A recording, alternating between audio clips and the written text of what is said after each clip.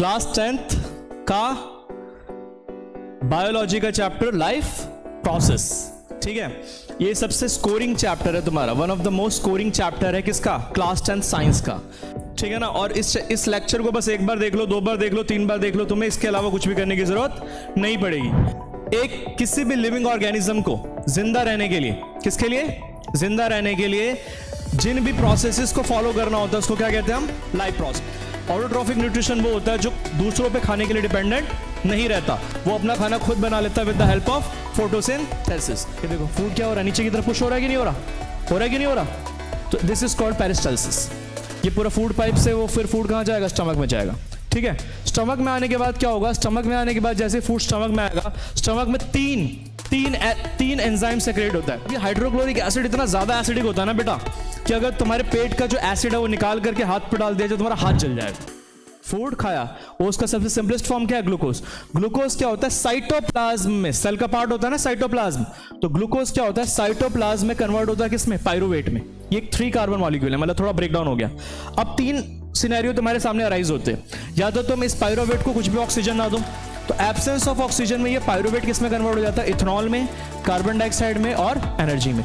इस प्रोसेस को बोला जाता है फर्मेंटेशन। ये कौन करता है? ईस्ट करती है, ईस्ट। और यही प्रोसेस यूज होता है जितने भी अल्कोहलिक ड्रिंक्स बनते हैं ना तुम्हारे, बियर, वाइन, वोडका, ये सारे इन्हीं सब में यही प्रोसेस यूज होता है। तेज वो अपना मुंह बंद या खोल रही होती है, क्यों?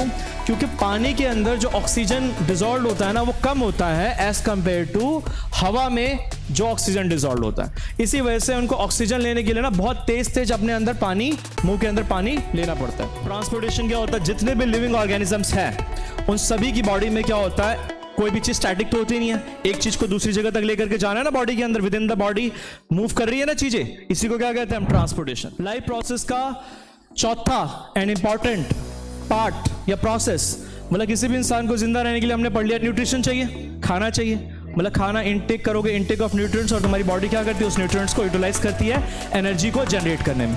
रेस्पिरेशन का मतलब होता है जो भी तुमने खाना खाया वो ऑक्सीजन की हेल्प, ऑक्सीजन के साथ रिएक्ट करके क्या बनाती है? एनर्जी बनाती है। ब्लड में होता है, ब्लड से यूरिन को निकालने का काम या यूरिया को निकालने का काम कौन करता है? Kidney. This is called as, इसी को क्या बोलते हैं हम?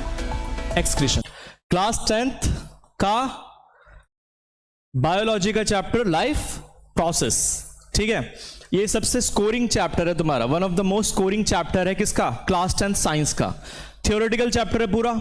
ठीक है, और इसमें जो भी चीजें है ना समझ में आ जाएगी सिंपल लैंग्वेज में। मैंने पूरा का पूरा ये स्लाइड जो है ना, पीपीटी जो है, पूरा सिंपल लैंग्वेज में बना रखा है, तो जो भी चीजें तुम्हें समझ में इसमें आ जाएगी, सारा पिक्चर की फॉर्म में है, सब कुछ तुम्हें अच्छे से समझ में आ जाएगा, बस ध्यान से सुनना है। ठीक है ना। और इस लेक्चर को बस एक बार देख लो, दो बार देख लो, तीन बार देख लो, तुम्हें इसके अलावा कुछ भी करने की जरूरत नहीं पड़ेगी। इसमें 10 साल के क्वेश्चंस भी कराऊंगा, पिछले 10 साल के आए हुए क्वेश्चंस भी इसी में कराऊंगा मैं। ठीक है, बोर्ड में जो भी आए हुए हैं ना वो भी यही कराऊंगा। अच्छा, अगर मैं तुमसे पूछूं लाइफ प्रोसेस क्या होता है, तो लाइफ प्रोसेस क्या होता है भाई? एक किसी भी लिविंग ऑर्गेनिज्म को जिंदा रहने के लिए, किसके लिए? जिंदा रहने के लिए जिन भी प्रोसेसेस को फॉलो करना होता है उसको क्या कहते हैं हम? Life process. कौन कौन से आ जाते हैं इसमें? न्यूट्रिशन, खाना चाहिए ना भाई तुम्हें, अरे खाना खाओगे ना। रेस्पिरेशन का मतलब होता है ऑक्सीजन लेकर के उस खाने को एनर्जी में कन्वर्ट करना। क्या करना? एनर्जी में कन्वर्ट करना, that is called respiration. Transportation का मतलब क्या होता है? तुम्हारी बॉडी में एक चीज एक जगह से दूसरी जगह मूव हो रही होती है ना, उसको कहते हैं ट्रांसपोर्टेशन। और एक्सक्रीशन का मतलब जो भी तुमने खाना खाया उसमें कुछ ना कुछ वेस्ट भी निकलेगा, कोई ना कोई वेस्ट भी निकलेगा, तो उसको अपनी बॉडी से बाहर निकालना, that is called excretion. Clear है यहां तक? ये 4 तुम्हारे क्या होते हैं? लाइफ प्रोसेस होते हैं। कौन से? Nutrition, respiration, transportation and excretion. आगे देखो, अब इस चैप्टर में हम ये सारी चीजें पढ़ने वाले। लाइफ प्रोसेस क्या होता है? Nutrition, autotrophic nutrition in green plants, heterotrophic, respiration, transportation in human beings, vascular system पढ़ेंगे, transportation of material in plants, excretion on, अगर तुम्हारी किडनी फेल हो जाए तो कौन सी टेक्नोलॉजी है सर्वाइव करने के लिए, ये सारी चीजें हम इस चैप्टर के अंदर पढ़ने वाले हैं। ठीक है, अगर हम बात करें इसकी, देखो क्या लिखा है।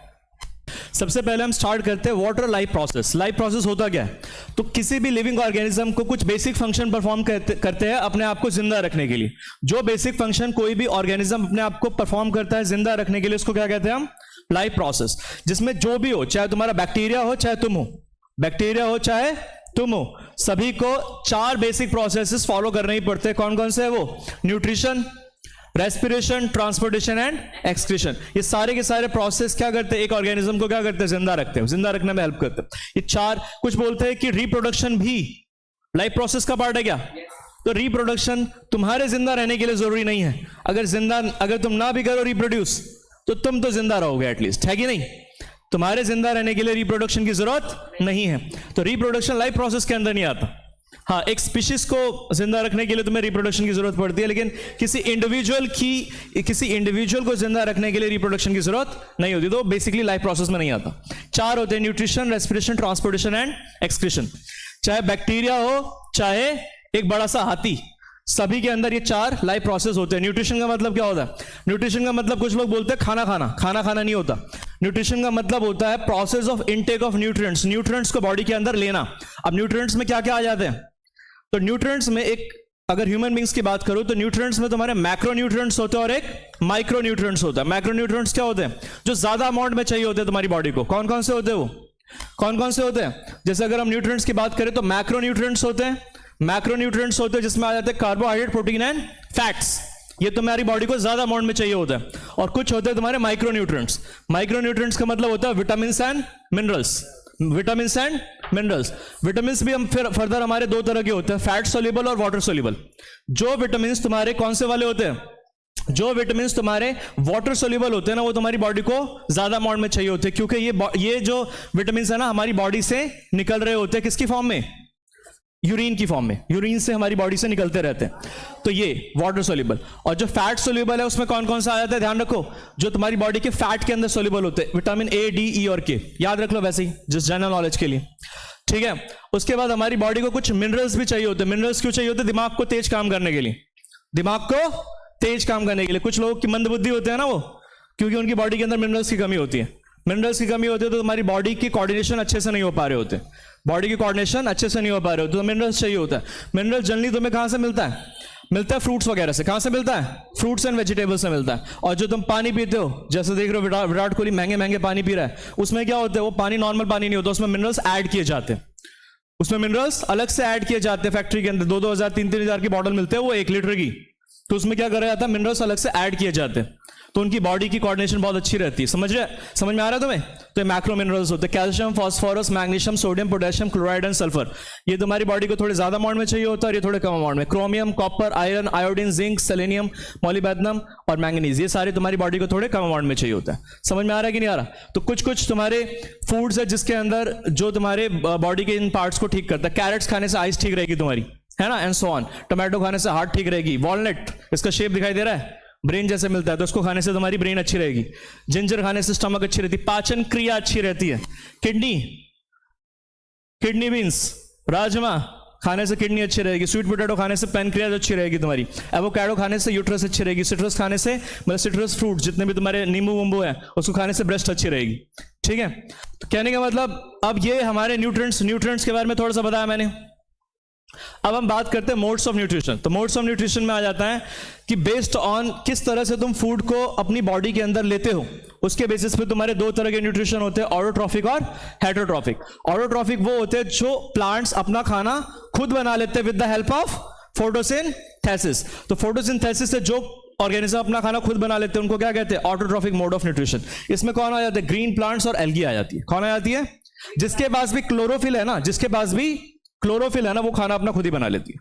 ठीक है, कोई दिक्कत तो नहीं। और हेटेरोट्रॉफिक में आ जाते हैं saprophytic, parasitic and holozoic. Saprophytic क्या होते हैं? वो ऑर्गेनिज्म जो डेड ऑर्गेनिजम्स को खा करके जिंदा रहते हैं। डेड ऑर्गेनिजम्स यानी डेड प्लांट्स एंड एनिमल्स को खा करके जिंदा रहते हैं, like mushroom, bacterias, fungi, east, ये सारे क्या, फंजाई, ईस्ट, ये क्या होते हैं तुम्हारे? ये डेड ऑर्गेनिजम्स को खा करके जिंदा रहते हैं, उनको क्या कहते हैं? सेप्रोफाइटिक। और एक होता है तुम्हारा पैरासिटिक। पैरासिटिक वो होता है जो लिविंग ऑर्गेनिज्म से अपना खाना ऑब्टेन करते हैं। किससे? लिविंग। जैसे कौन एग्जांपल? लाइस, लीचिस, लाइस जुएं जो होती है तुम्हारे सर पे, लीचिस, बेड बग्स, ये सब क्या होते हैं तुम्हारा? पैरासाइट्स के अंदर आ जाते हैं। और होलोजोइक में कौन आ जाते हैं? होलोजोइक में जितने भी एनिमल्स है ना, वो सारे होलोजोइक में आते हैं। मैन, डॉग, अमीबा, ये सारे किस में आते हैं? होलोजोइक में। होलोजोइक में क्या होता है अभी बताता हूं, एक एक करके डिस्कस करते हैं। ऑटोट्रॉफिक और हेटेरोट्रॉफिक में डिफरेंस याद करो। ऑटोट्रॉफिक न्यूट्रिशन वो होता है जो दूसरों पे खाने के लिए डिपेंडेंट नहीं रहता, वो अपना खाना खुद बना लेता है with the help of photosynthesis. Heterotrophic में क्या होता है? वो ऑर्गेनिज्म जो दूसरों के ऊपर डिपेंडेंट रहते हैं अपने न्यूट्रिशन के लिए, दैट इज कॉल्ड हेटेरोट्रॉफिक। कोई दिक्कत तो नहीं, ठीक है। अब ऑटोट्रॉफिक न्यूट्रिशन के अंदर क्या होता है, ध्यान से देखो इस चीज को। इसकी डेफिनेशन बचपन से पढ़ते आ रहे हो फोटोसिंथेसिस की। It is the process by which autotrophs take in carbon dioxide. Plants क्या करते हैं, बाहर से कार्बन डाइऑक्साइड लेते हैं, रूट से क्या लेते हैं, वाटर लेते हैं, स्टोमाटा के थ्रू क्या लेते हैं, कार्बन डाइऑक्साइड लेते हैं, और उसको किस में कन्वर्ट कर देते हैं भाई, उसको किस में कन्वर्ट कर देते हैं, उसको किस में कन्वर्ट कर देते हैं, किस में कन्वर्ट कर देते हैं, CO2 लेते हैं प्लस H2O लेते हैं, सनलाइट और क्लोरोफिल की हेल्प से, क्लोरोफिल की हेल्प से किस में कन्वर्ट कर देते हैं बेटा इसको, C6H12O6 प्लस का ऑक्सीजन इसमें, ठीक है ना, ग्लूकोज में और ऑक्सीजन में, है ना, ग्लूकोज में और ऑक्सीजन में। अब देखो प्लांट्स को भी क्या चाहिए होता है, प्लांट्स को भी चाहिए होता है क्या, एनर्जी चाहिए होती है। तो वो प्लांट्स को जो एनर्जी चाहिए होती है उनका खाना है ना, ये खाना उन्होंने बाहर से नहीं लिया, अपना खाना खुद ही बना लिया उन्होंने अपनी बॉडी के अंदर ही, इसी को वो एनर्जी में कन्वर्ट करते हैं। किस में कन्वर्ट करते हैं, एनर्जी में। और जो ग्लूकोज उनकी बॉडी में बच गया ना, उसको वो स्टोर कर लेते हैं किसकी फॉर्म में, स्टार्च की फॉर्म में। स्टार्च की फॉर्म में अपनी बॉडी में क्या कर लेते हैं, स्टोर कर लेते हैं। क्लियर है यहां तक, ठीक है, ठीक है। जो वही लिखा है, कार्बोहाइड्रेट जो कि यूज नहीं हुआ immediately are stored in the form of starch, starch की फॉर्म में क्या हो जाता है, वो स्टोर हो जाता है इनकी बॉडी में, ठीक है। नेक्स्ट देखो, अब क्या है हमारे पास, कौन कौन से इवेंट्स होते हैं तुम्हारी फोटोसिंथेसिस के टाइम पे। तो फोटोसिंथेसिस के टाइम पे 3 इवेंट्स होते हैं, इसको सीक्वेंस में याद करना है। सबसे पहले क्या होता है, जो क्लोरोफिल प्रेजेंट होता है ना, वो क्या होता है, लाइट एनर्जी को क्या करता है, ट्रैप करता है, absorption of light energy by chlorophyll. उसके बाद क्या होता है, जो लाइट एनर्जी होती है वो किसमें कन्वर्ट होती है, केमिकल एनर्जी में। लाइट एनर्जी किसमें कन्वर्ट होती है, केमिकल एनर्जी में। और जो तुम्हारा वाटर मॉलिक्यूल्स है, जो वाटर इसने एब्जॉर्ब किया था प्लांट्स ने, वो किसमें स्प्लिट होता है, हाइड्रोजन और ऑक्सीजन में। एंड देन उसके बाद क्या होता है, कार्बन डाइऑक्साइड का रिडक्शन होता है किसमें, कार्बोहाइड्रेट में। कार्बोहाइड्रेट मतलब ग्लूकोज, ठीक है ना। तो reduction of carbon dioxide to carbohydrate, ठीक है, reduction of carbon dioxide to carbohydrate, CO2 plus H2O किस में कन्वर्ट होता है, C6H12O6 प्लस का ऑक्सीजन। ये क्वेश्चन एक बार आ रखा है कि जो ऑक्सीजन तुम्हें मिलता है, प्लांट्स जो ऑक्सीजन रिलीज करती है, वो कहां से आती है ऑक्सीजन, तो ऑक्सीजन आती है वाटर से। लिखा है ना यहां पर कि जो वाटर है तुम्हारा, splitting of water molecules hydrogen और ऑक्सीजन में स्प्लिट होता है। ये क्वेश्चन आया हुआ है कि जो ऑक्सीजन है कहां से मिलता है तुम्हें, वाटर से। H2O तुम्हारा किस में स्प्लिट होता है, हाइड्रोजन एंड ऑक्सीजन में। और यहां ये कौन सा प्रोसेस चल रहा है बेटा, CO2 से C, ये रिडक्शन नहीं चल रहा, रिडक्शन नहीं चल रहा। रिडक्शन का मतलब होता है गेन ऑफ हाइड्रोजन। इसके पास हाइड्रोजन था, नहीं था, इसके पास हाइड्रोजन है ना यहां पर, तो गेन ऑफ हाइड्रोजन को क्या कहते हैं, रिडक्शन। समझ में आया, तो वही लिखा है यहां पर, reduction of carbon dioxide to carbohydrate. Clear है यहां तक, चलो आगे देखो, ठीक है। ये एक तुम्हारी एक्टिविटी है, ठीक है। एक्टिविटी क्या है हमारे पास, सिंपल सी एक्टिविटी, ध्यान से समझ लेना। तुम्हें दो लीव्स लेने, मतलब एक लीव लेना है तुम्हें। लीव को क्या करना है तुम्हें, सबसे पहले 3 दिन तक क्या कर दो, उसको अंधेरे में डाल दो, इन डार्क रूम डाल दो फॉर 3 डेज। 3 डेज तक क्या कर दो, उसको डार्क रूम में डाल दो। डार्क रूम में डालने के बाद सारा का सारा जितना भी उसके अंदर स्टार्च स्टोर था, वो सारा का सारा यूज हो जाएगा, ठीक है। फिर उसको क्या करो, उसको कुछ टाइम के लिए 6 घंटे के लिए सनलाइट में डालो। उसके बाद क्या करो, उसमें से एक प्लांट को क्या करो, प्लांट को 6 घंटे के लिए क्या करो, सनलाइट में डालो, थोड़ा सा उसमें स्टार्च बनेगा। स्टार्च को बनने के बाद होगा क्या, उसको क्या करो, थोड़ा सा स्टार्च बनेगा, फिर उसको एक लीफ वहां से प्लग करो। प्लग करने के बाद क्या करना है तुम्हें, उसको अल्कोहल के अंदर बॉईल करना है। किस में बॉईल करना है, अल्कोहल में। तो अल्कोहल में बॉईल करोगे ना, तो अल्कोहल में बॉईल करने से क्या होगा, अल्कोहल में बॉईल करने से क्या होगा, उसके अंदर का सारा क्लोरोफिल निकल जाएगा। क्या निकल जाएगा, क्लोरोफिल। अल्कोहल में बॉईल करने से क्या होगा, जो भी इसके अंदर क्लोरोफिल प्रेजेंट है ना, वो निकल जाएगा, ठीक है ना। और होगा क्या, क्लोरोफिल निकल जाएगा। और फिर उसके बाद क्या करोगे, जब इसको द लीफ बिकम्स कलरलेस, अब उसको क्या करोगे, उसके ऊपर आयोडीन सोल्यूशन डालोगे ना, तो जहां जहां तुम्हारा स्टार्च स्टोर था ना, जहां जहां स्टार्च स्टोर था ना, वो ब्लू ब्लैक कलर में कन्वर्ट हो जाएगा। किस में कन्वर्ट हो जाएगा, ब्लू ब्लैक कलर में। और इस पूछता है कि अल्कोहल में क्यों बॉईल करना होता है, तो अल्कोहल में बॉईल करना होता है ताकि उसका क्लोरोफिल सारा निकल जाए, ठीक है ना। जहां जहां क्लोरोफिल स्टोर था वो सारा निकल जाए, और कलर कैसा हो जाएगा, कलरलेस हो जाएगा यहाँ पर। और जहां पर तुम्हारा स्टार्च स्टोर था, अगर तुम आयोडीन डालोगे, आयोडीन सोल्यूशन किसका टेस्ट होता है, स्टार्च का टेस्ट होता है। तो आयोडीन सोल्यूशन डालोगे तो जहां जहां तुम्हारा ग्रीन कलर था, वो किसमें कन्वर्ट हो जाएगा, ब्लू ब्लैक कलर में, ठीक है। तो इससे ये पता चलता है कि स्टार्च बना इसके अंदर और वो ब्लू ब्लैक में कन्वर्ट हो गया, ठीक है यहां तक, ठीक है। आगे नेक्स्ट देखो, अब how plants obtain carbon dioxide. बहुत सिंपल सी चीज है, कार्बन डाइऑक्साइड को ऑब्टेन करने के लिए प्लांट्स के अंदर एक पार्ट होता है जिसको क्या बोला जाता है, स्टोमेटा। लीफ के अंदर छोटे छोटे टाइनी पोर्स प्रेजेंट होते हैं, जिसको क्या कहते हैं, स्टोमेटा। इसी स्टोमेटा के थ्रू क्या करता है, वो कार्बन डाइऑक्साइड अंदर लेता है और ऑक्सीजन बाहर भेजता है। टाइनी पोर्स होते हैं जिसको क्या कहते हैं, stomata. Massive amount of gases exchange, इसी से ही कार्बन डाइऑक्साइड जा रहा होता है और ऑक्सीजन बाहर आ रहा होता है। और ठीक है, अब होता क्या है कि रात के टाइम पे जो भी प्लांट्स के अंदर जो वेस्ट होता है ना, लिक्विड वेस्ट होता है जैसे वाटर, वो वाटर को भी वाटर वेपर की फॉर्म में यहां से बाहर निकाल रहा होता है। अब रात के टाइम पे वो वाटर को अपनी बॉडी के अंदर प्रिवेंट करना चाहता है, इसी वजह से रात के टाइम पे स्टोमेटा को क्या कर लेता है, वो क्लोज कर लेता है। स्टोमेटा को क्या कर लेता है, क्लोज। जब रात के टाइम पे फोटोसिंथेसिस प्रोसेस नहीं चल रहा होता तो उसको कार्बन डाइऑक्साइड नहीं चाहिए। अब कार्बन डाइऑक्साइड तो नहीं चाहिए बाहर से उसको, लेकिन अंदर वाला जो वाटर है वो लॉस्ट हो सकता है, तो इसकी वजह से रात के टाइम पे क्या करता है, वो सारा का सारा ये स्टोमेटा का क्या कर लेता है, क्लोज कर लेता है। समझ में आया? तो रात के टाइम पे क्या कर लेता है, स्टोमेटा क्लोज कर लेता है ताकि उसके अंदर का जो पानी है वो बाहर लॉस्ट ना हो। क्लियर है यहां तक? आगे देखो, ये रहा ओपन स्टोमेटा और ये क्लोज स्टोमेटा। अब ओपन और क्लोज करने के लिए कौन रिस्पॉन्सिबल होता है, ध्यान से देखो, रियल पिक्चर है तुम्हारी, माइक्रोस्कोपिक इमेज चाहिए, ठीक है। अब opening and closing of pores, pores को खोलना, ये किसका काम होता है, गार्ड सेल का। ये गार्ड सेल्स है। अब गार्ड सेल्स के अंदर अगर पानी आता है, क्या आता है, पानी आता है, तो ये क्या हो जाता है, स्वेल कर जाता है। क्या कर जाता है, स्वेल। ये स्वेल कर जाएगा ऐसे और खुल जाएगा, और जब इसके अंदर से पानी खींच लिया जाता है तो क्या कर जाएगा, ये श्रिंक कर जाएगा और बंद हो जाएगा। तो वही लिखा हुआ यहाँ पर, ठीक है, वही लिखा हुआ है यहाँ पर। The guard cells swell when water flows into them causing the stomata to pore to open. और जब पोर क्लोज हो जाता है, जब गार्ड सेल क्या करते हैं, श्रिंक करते हैं। गार्ड सेल श्रिंक कब करेंगे, जब इसमें से पानी पीछे खींच लिया जाएगा। ये मैकेनिज्म होता है, पानी इसमें से खींच लिया जाएगा तो श्रिंक कर जाएंगे और ये स्टोमेटा क्या हो जाएगा, क्लोज हो जाएगा। ठीक है भाई, आगे देखो। अब कार्बन डाइऑक्साइड जरूरी होता है फोटोसिंथेसिस के लिए, इसको भी प्रूफ कर देते हैं। तो कार्बन डाइऑक्साइड जरूरी होता है फोटोसिंथेसिस के लिए, उसके लिए एक्टिविटी है हमारे पास ये। अब देखो, दो यहां पर दो प्लांट्स डाल रखे, दोनों को जार में बंद कर दिया। एक के अंदर एक प्लेट डाल रखी है, इसमें हमने क्या डाल रखा है, पोटेशियम हाइड्रोक्साइड। क्या डाल रखा है, पोटेशियम हाइड्रोक्साइड। ये क्वेश्चन एग्जाम में पूछा जाता है, पोटेशियम हाइड्रोक्साइड का फंक्शन क्या होता है। तो पोटेशियम हाइड्रोक्साइड का फंक्शन क्या होता है, इसका काम होता है कार्बन डाइऑक्साइड को एब्जॉर्ब करना। क्या करना, कार्बन डाइऑक्साइड को एब्जॉर्ब करना। तो इसके अंदर, जार के अंदर जितनी भी कार्बन डाइऑक्साइड है उसको क्या कर लेगा, एब्जॉर्ब कर लेगा। ये पोटेशियम हाइड्रोक्साइड जो प्लेट में डाल रखी है मैंने, इससे होगा क्या, ये प्लांट जो है फोटोसिंथेसिस नहीं कर पाएगा, कुछ टाइम बाद ये क्या हो जाएगा, मर जाएगा। लेकिन ये वाला प्लांट्स क्या रहेगा, अभी भी जिंदा रहेगा। तो इससे ये पता चलता है कि कार्बन डाइऑक्साइड की जरूरत होती है किसके लिए, फोटोसिंथेसिस के लिए। ठीक है, आगे देखो, वही वाली एक्टिविटी मैंने डाल रखी है यहाँ पर। अब कौन कौन से रॉ मटेरियल चाहिए होते हैं फोटोसिंथेसिस के लिए, तो रॉ मटेरियल की बात करें तो पानी चाहिए होता है, वाटर। क्या चाहिए होता है, वाटर। और दूसरा क्या चाहिए होता है, carbon dioxide. Water and carbon, ये मेन दो चीजें तो चाहिए ही होती है प्लांट्स को। लेकिन एक बात बताओ, वाटर और कार्बन डाइऑक्साइड की हेल्प से प्लांट बनाता क्या है, तो प्लांट बनाता है ग्लूकोज। लेकिन यह कार्बोहाइड्रेट, क्या बनाता है, कार्बोहाइड्रेट। एक बात बताओ, प्लांट सिर्फ कार्बोहाइड्रेट ही बनाता है क्या, प्रोटीन नहीं बनाता, दाल नहीं, दाल वगैरह भी कहां से मिलती है, प्लांट से मिलती है ना। तो प्रोटीन बनाने के लिए प्लांट को नाइट्रोजन चाहिए होता है। क्या चाहिए होता है, nitrogen. Nitrogen is an essential element used in the synthesis of protein. अब ध्यान से समझना, प्लांट को ऑल्दो तुम्हारे एयर के अंदर 78% नाइट्रोजन है। कितना नाइट्रोजन है, 78%। लेकिन जो प्लांट है ना, इस नाइट्रोजन को डायरेक्टली एब्जॉर्ब नहीं कर सकती।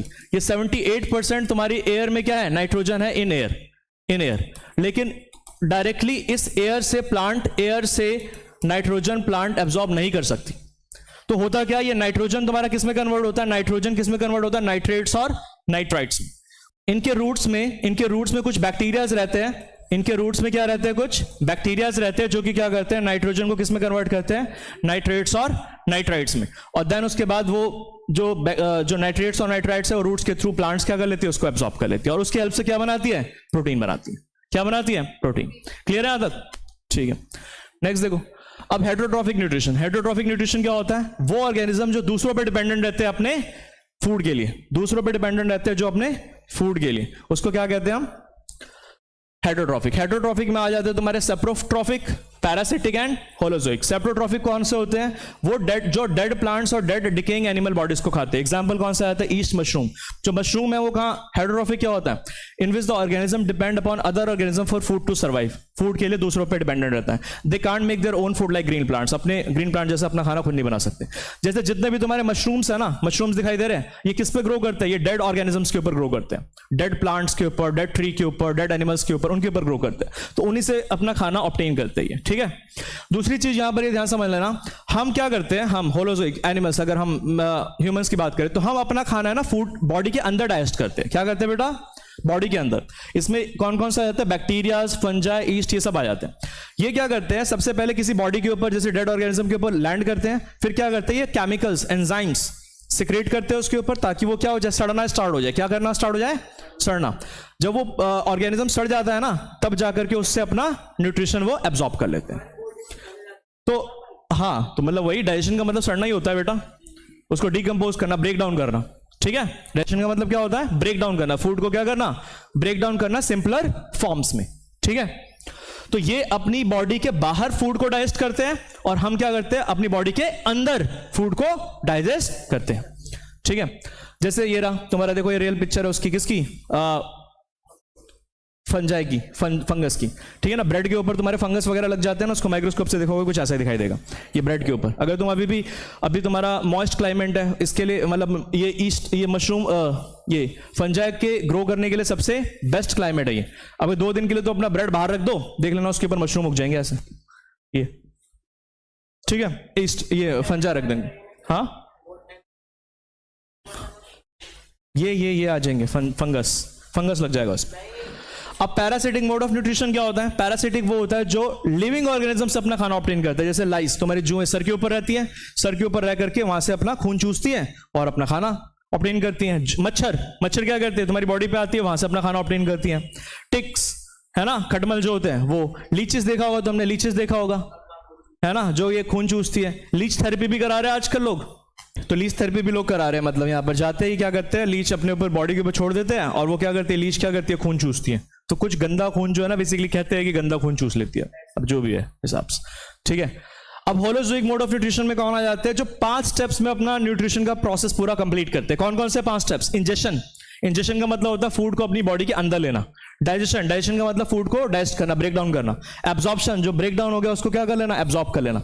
एसिमिलेशन का मतलब होता है उसको एनर्जी में कन्वर्ट करना। और इजेशन का मतलब होता है जो भी वेस्ट मटेरियल है उसको अपनी बॉडी से बाहर निकालना। तो ये ही पूरे प्रोसेस, इसको कहते हैं holozoic mode of nutrition. Amoeba एक सिंगल सेल माइक्रोस्कोपिक ऑर्गेनिज्म है, ये भी holozoic mode of nutrition follow करती है और हम भी, ह्यूमंस भी यही करते हैं। इसने देखो फूड को पहले अंदर लिया अपनी बॉडी के अंदर, एक शेप बनाती है जिसको बोलते हैं सीडोपोडिया। इसके थ्रू बॉडी के अंदर इसने फूड को लिया, फिर क्या कर रही है अगले स्टेप में, उसको फूड को क्या कर रही है, डाइजेस्ट कर रही है। देन उसके बाद उसको एब्जॉर्ब कर लिया फूड को, फिर उसको एनर्जी में कन्वर्ट कर दिया और जो भी वेस्ट प्रोडक्ट था उसको बाहर निकाल दिया, दैट इज इजेशन, ठीक है। तो न्यूट्रिशन, डाइजेशन, एब्जॉर्प्शन, एसिमिलेशन और इजेशन। क्लियर है यहां तक? ठीक है। अब जैसे यहां देखो, ये इसकी जो बॉडी होती है ना, इसकी कोई शेप नहीं होती, अमीबा की कोई शेप नहीं होती, किसी भी बॉडी पार्ट से ये फूड को क्या कर सकता है, अंदर ले सकता है। लेकिन पैरामीशियम की बात करिए, क्या है हमारे पास? पैरामीशियम। तो पैरामीशियम का एक साइट होता है जहां से वो फूड को अंदर ले सकता है। अब लेकिन मान लेते हैं फूड का पार्टिकल तुम्हारा यहां प्रेजेंट हो, तो कैसे लेगा? तो इसकी बॉडी के ऊपर सीलिया होते हैं, हेयर लाइक स्ट्रक्चर दिखाई दे रहा है ना। ये सीलिया की हेल्प से क्या करते हैं, फूड को ऐसे यहां लेकर के आएंगे माउथ के पास, एंड देन फिर इस माउथ से अपनी बॉडी के अंदर लेंगे फूड को। क्लियर है यहां तक? जैसे हम अपनी बॉडी के किसी भी पार्ट से फूड को अंदर नहीं ले सकते ना, माउथ तक लेकर के आना होता है ना फूड को, तो हाथ से हम लेकर के आते हैं। समझ लो इनका ये हाथ है, ये क्या करते हैं, इस सीलिया से क्या करते हैं, फूड को धकेलते हुए यहां लेकर के आते हैं, देन यहां से बॉडी के अंदर लेते हैं। लेकिन अमीबा क्या कर लेता है, किसी भी पार्ट से फूड को अंदर ले सकता है, ठीक है। अब हम बात करते हैं nutrition in human beings. Human beings में कैसे होता है, एक ही बार में समझ जाते हैं, ठीक है। इसको देखो, तो सबसे पहले अगर हम बात करें, जो भी तुम फूड चबाते हो, फिर वो तुम्हारा फूड पाइप से होते हुए कहां जाता है, तुम्हारा स्टमक में जाता है, स्टमक से स्मॉल इंटेस्टाइन से लार्ज इंटेस्टाइन, एंड देन बाहर, बॉडी के बाहर। तो होता क्या है इसके अंदर, ध्यान से देखो। अगर हम बात करें, ये स्ट्रक्चर देख सकते हो, तुम्हारी बॉडी का ये डाइजेस्टिव सिस्टम है। डाइजेस्टिव सिस्टम में क्या क्या चीजें आ जाती हैं? तो डाइजेस्टिव सिस्टम में क्या क्या चीजें आ जाती है? माउथ, यहां दिखाई दे रहा है माउथ, है ना, दिस इज माउथ। माउथ के बाद ये तुम्हारा क्या होता है, इसी के फूड पाइप, ये वैसे तो विंड पाइप दिखा रखा है, इसके पीछे फूड पाइप होता है। फूड पाइप से कहां आ जाता है तुम्हारा फूड? स्टमक में। किसमें आ जाता है? स्टमक में। ये तुम्हारा क्या होता है, दिस इज लीवर, ये क्या होता है तुम्हारा? लिवर। और ये क्या है पीछे तुम्हारा इधर? पैनक्रियास। क्या है ये? पैनक्रियास। फिर ये क्या होता है तुम्हारा? Small intestine. और ये क्या होता है हमारे पास? Large intestine. स्मॉल इंटेस्टाइन का मतलब ये नहीं होता कि स्मॉल होता है, लेंथ में इसकी लेंथ जो होती है लार्ज इंटेस्टाइन से ज्यादा होती है। स्मॉल इंटेस्टाइन तो इसलिए कर रखा है क्योंकि पतली होती है ये, और लार्ज इंटेस्टाइन थोड़ी मोटी होती है, इसलिए इसका नाम है लार्ज इंटेस्टाइन। तो स्मॉल इंटेस्टाइन, फिर उसके बाद फूड जो है होता है तुम्हारा लार्ज इंटेस्टाइन से तुम्हारी बॉडी से बाहर निकल जाता है, ठीक है। क्लियर है यहां तक? जैसे कई बार तुमने सुना होगा, इसको कहते हैं अपेंडिक्स। ये रहा अपेंडिक्स, छोटा सा दिखाई दे रहा है यहाँ पर। कई बार सुना होगा तुमने अपेंडिक्स का ऑपरेशन होता है लोगों का। तो होता क्या है, यहाँ पर कई बार क्या होता है, फूड इकट्ठा हो जाता है, तुम्हारा जो खाना खा रहे हो ना वो इकट्ठा हो जाता है और यहाँ से बाहर नहीं निकल पाता, तो यहीं पर रखे रखे सड़ रहा होता है। सड़ रहा होता है तो तुम्हारा यहाँ पर जब डिकम्पोज होता है ना, तो बहुत जोर का पेट में दर्द होगा, उसको अपेंडिक्स कहते हैं। तो डॉक्टर क्या करता है, इस पार्ट को कट करके निकाल देता है। तो ये हमारी बॉडी के अंदर एक वेस्टिजियल ऑर्गन है। वेस्टिजियल ऑर्गन क्या होता है? वेस्टिजियल ऑर्गन वो होता है जिसकी बॉडी को कोई नीड नहीं है। This is a vestigial organ, vestigial part है, समझ में आया? तो डॉक्टर क्या करता है, इसको कट करके बाहर निकाल देता है, ठीक है। तो अपेंडिक्स कहते हैं इसको। क्लियर है यहां तक? चलो, अब एक एक करके देखो यहाँ पर। सबसे पहले तुम्हारा फूल माउथ, माउथ के बाद बक्कल कैविटी, माउथ के अंदर जहां पर फूड चबा रहे होते बक्कल कैविटी। उसके बाद फेरिंग्स, फेरिंग्स मतलब फूड पाइप आ गया, मतलब फूड पाइप का एक पार्ट है फेरिंग्स। उसके बाद इसोफेगस, इसी को फूड पाइप कहते हैं। उसके बाद स्टमक में आएगा, फिर स्मॉल इंटेस्टाइन में आएगा, फिर लार्ज इंटेस्टाइन में आएगा। ये पूरा का पूरा इसका पाथ है। अच्छा, ये जो फूड जहां जहां ट्रेवल करता है उसको कहते हैं एलिमेंट्री कैनाल। क्या कहते हैं उसको? Alimentary canal. कोई दिक्कत तो नहीं? तो ये समझ में आ गया न्यूट्रिशन इन एलिमेंट्री कैनाल, है ना। माउथ से बक्कल कैविटी, फिर फेरिंग्स, फूड पाइप का ही पार्ट होता है pharynx, oesophagus, stomach, small intestine, then large intestine. अगर हम बात करें इस पिक्चर से, मैं तुम्हें सब समझा देता हूं एक ही बार में, ठीक है, पढ़ने की भी जरूरत नहीं पड़ेगी, सारी चीजें डिटेल में बता दूंगा इस चैप्टर, इस टॉपिक में। बस इस पिक्चर को देख लो अच्छे से। ये एनसीईआरटी का डायग्राम है। सबसे पहले क्या करते हो, फूड को तो माउथ में लेते हो विद द हेल्प ऑफ हाथ। हाथ है ना तुम्हारे, तो हाथ की हेल्प से क्या करते हो, फूड को माउथ में लेते हो, ठीक है। फिर यहां क्या होता है, सबसे पहले टीथ की हेल्प से फूड को क्या करते हो, छोटे छोटे पार्ट में क्रश करते हो। अब इसी के अंदर, माउथ के अंदर ही तुम्हारे पास क्या होता है, बक्कल कैविटी, जहां पर तुम फूड चबा रहे होते हो उसको कहते हैं। अब इसी के अंदर क्या होता है, बक्कल कैविटी में एक ग्लैंड होता है जिसको क्या कहते हैं, सलाइवरी ग्लैंड। ग्लैंड का काम क्या होता है, ग्लैंड का काम होता है एंजाइम सेक्रेट करना। एंजाइम्स का काम क्या होता है, तुम्हारे फूड को ब्रेक डाउन करने में कौन हेल्प करता है, एंजाइम्स। तो अलग अलग ऑर्गन्स तुम्हारी बॉडी के अंदर क्या करते हैं, एंजाइम सेक्रेट करते हैं। जैसे अगर हम बात करें माउथ के अंदर बक्कल कैविटी होता है, तो इसमें क्या होता है, सलाइवरी ग्लैंड होता है, जिसका काम क्या होता है, समझते रहना, जिसका काम क्या होता है, सलाइवरी ग्लैंड का काम होता है, सलाइवरी ग्लैंड का काम होता है सलाइवा सेक्रेट करना। क्या सेक्रेट करना, सलाइवा। सलाइवा के अंदर एक एंजाइम होता है जिसका नाम होता है सलाइवरी अमाइलेज। क्या नाम होता है, सलाइवरी अमाइलेज, जो कि क्या करता है, स्टार्च को, जो तुमने खाना खाया ना स्टार्च, उसको शुगर में कन्वर्ट करता है, स्टार्च को शुगर में कन्वर्ट करता है। समझ में आया कि नहीं आया? फिर फूड जो है तुम्हारा, फूड जो है वो क्या करता है, माउथ से, लिखा ना यहाँ पर, सलाइवा के अंदर क्या होता है, एंजाइम जिसको सलाइवरी अमाइलेज कहते हैं, जो कि क्या करता है, स्टार्च को शुगर में कन्वर्ट करता है। उसके बाद जो फूड है तुम्हारा, फूड पाइप से नीचे ट्रेवल करता है। अब फूड पाइप से नीचे ट्रेवल करता है तो फूड पाइप के अंदर एक मूवमेंट होती है जो फूड को नीचे की तरफ पुश करती है।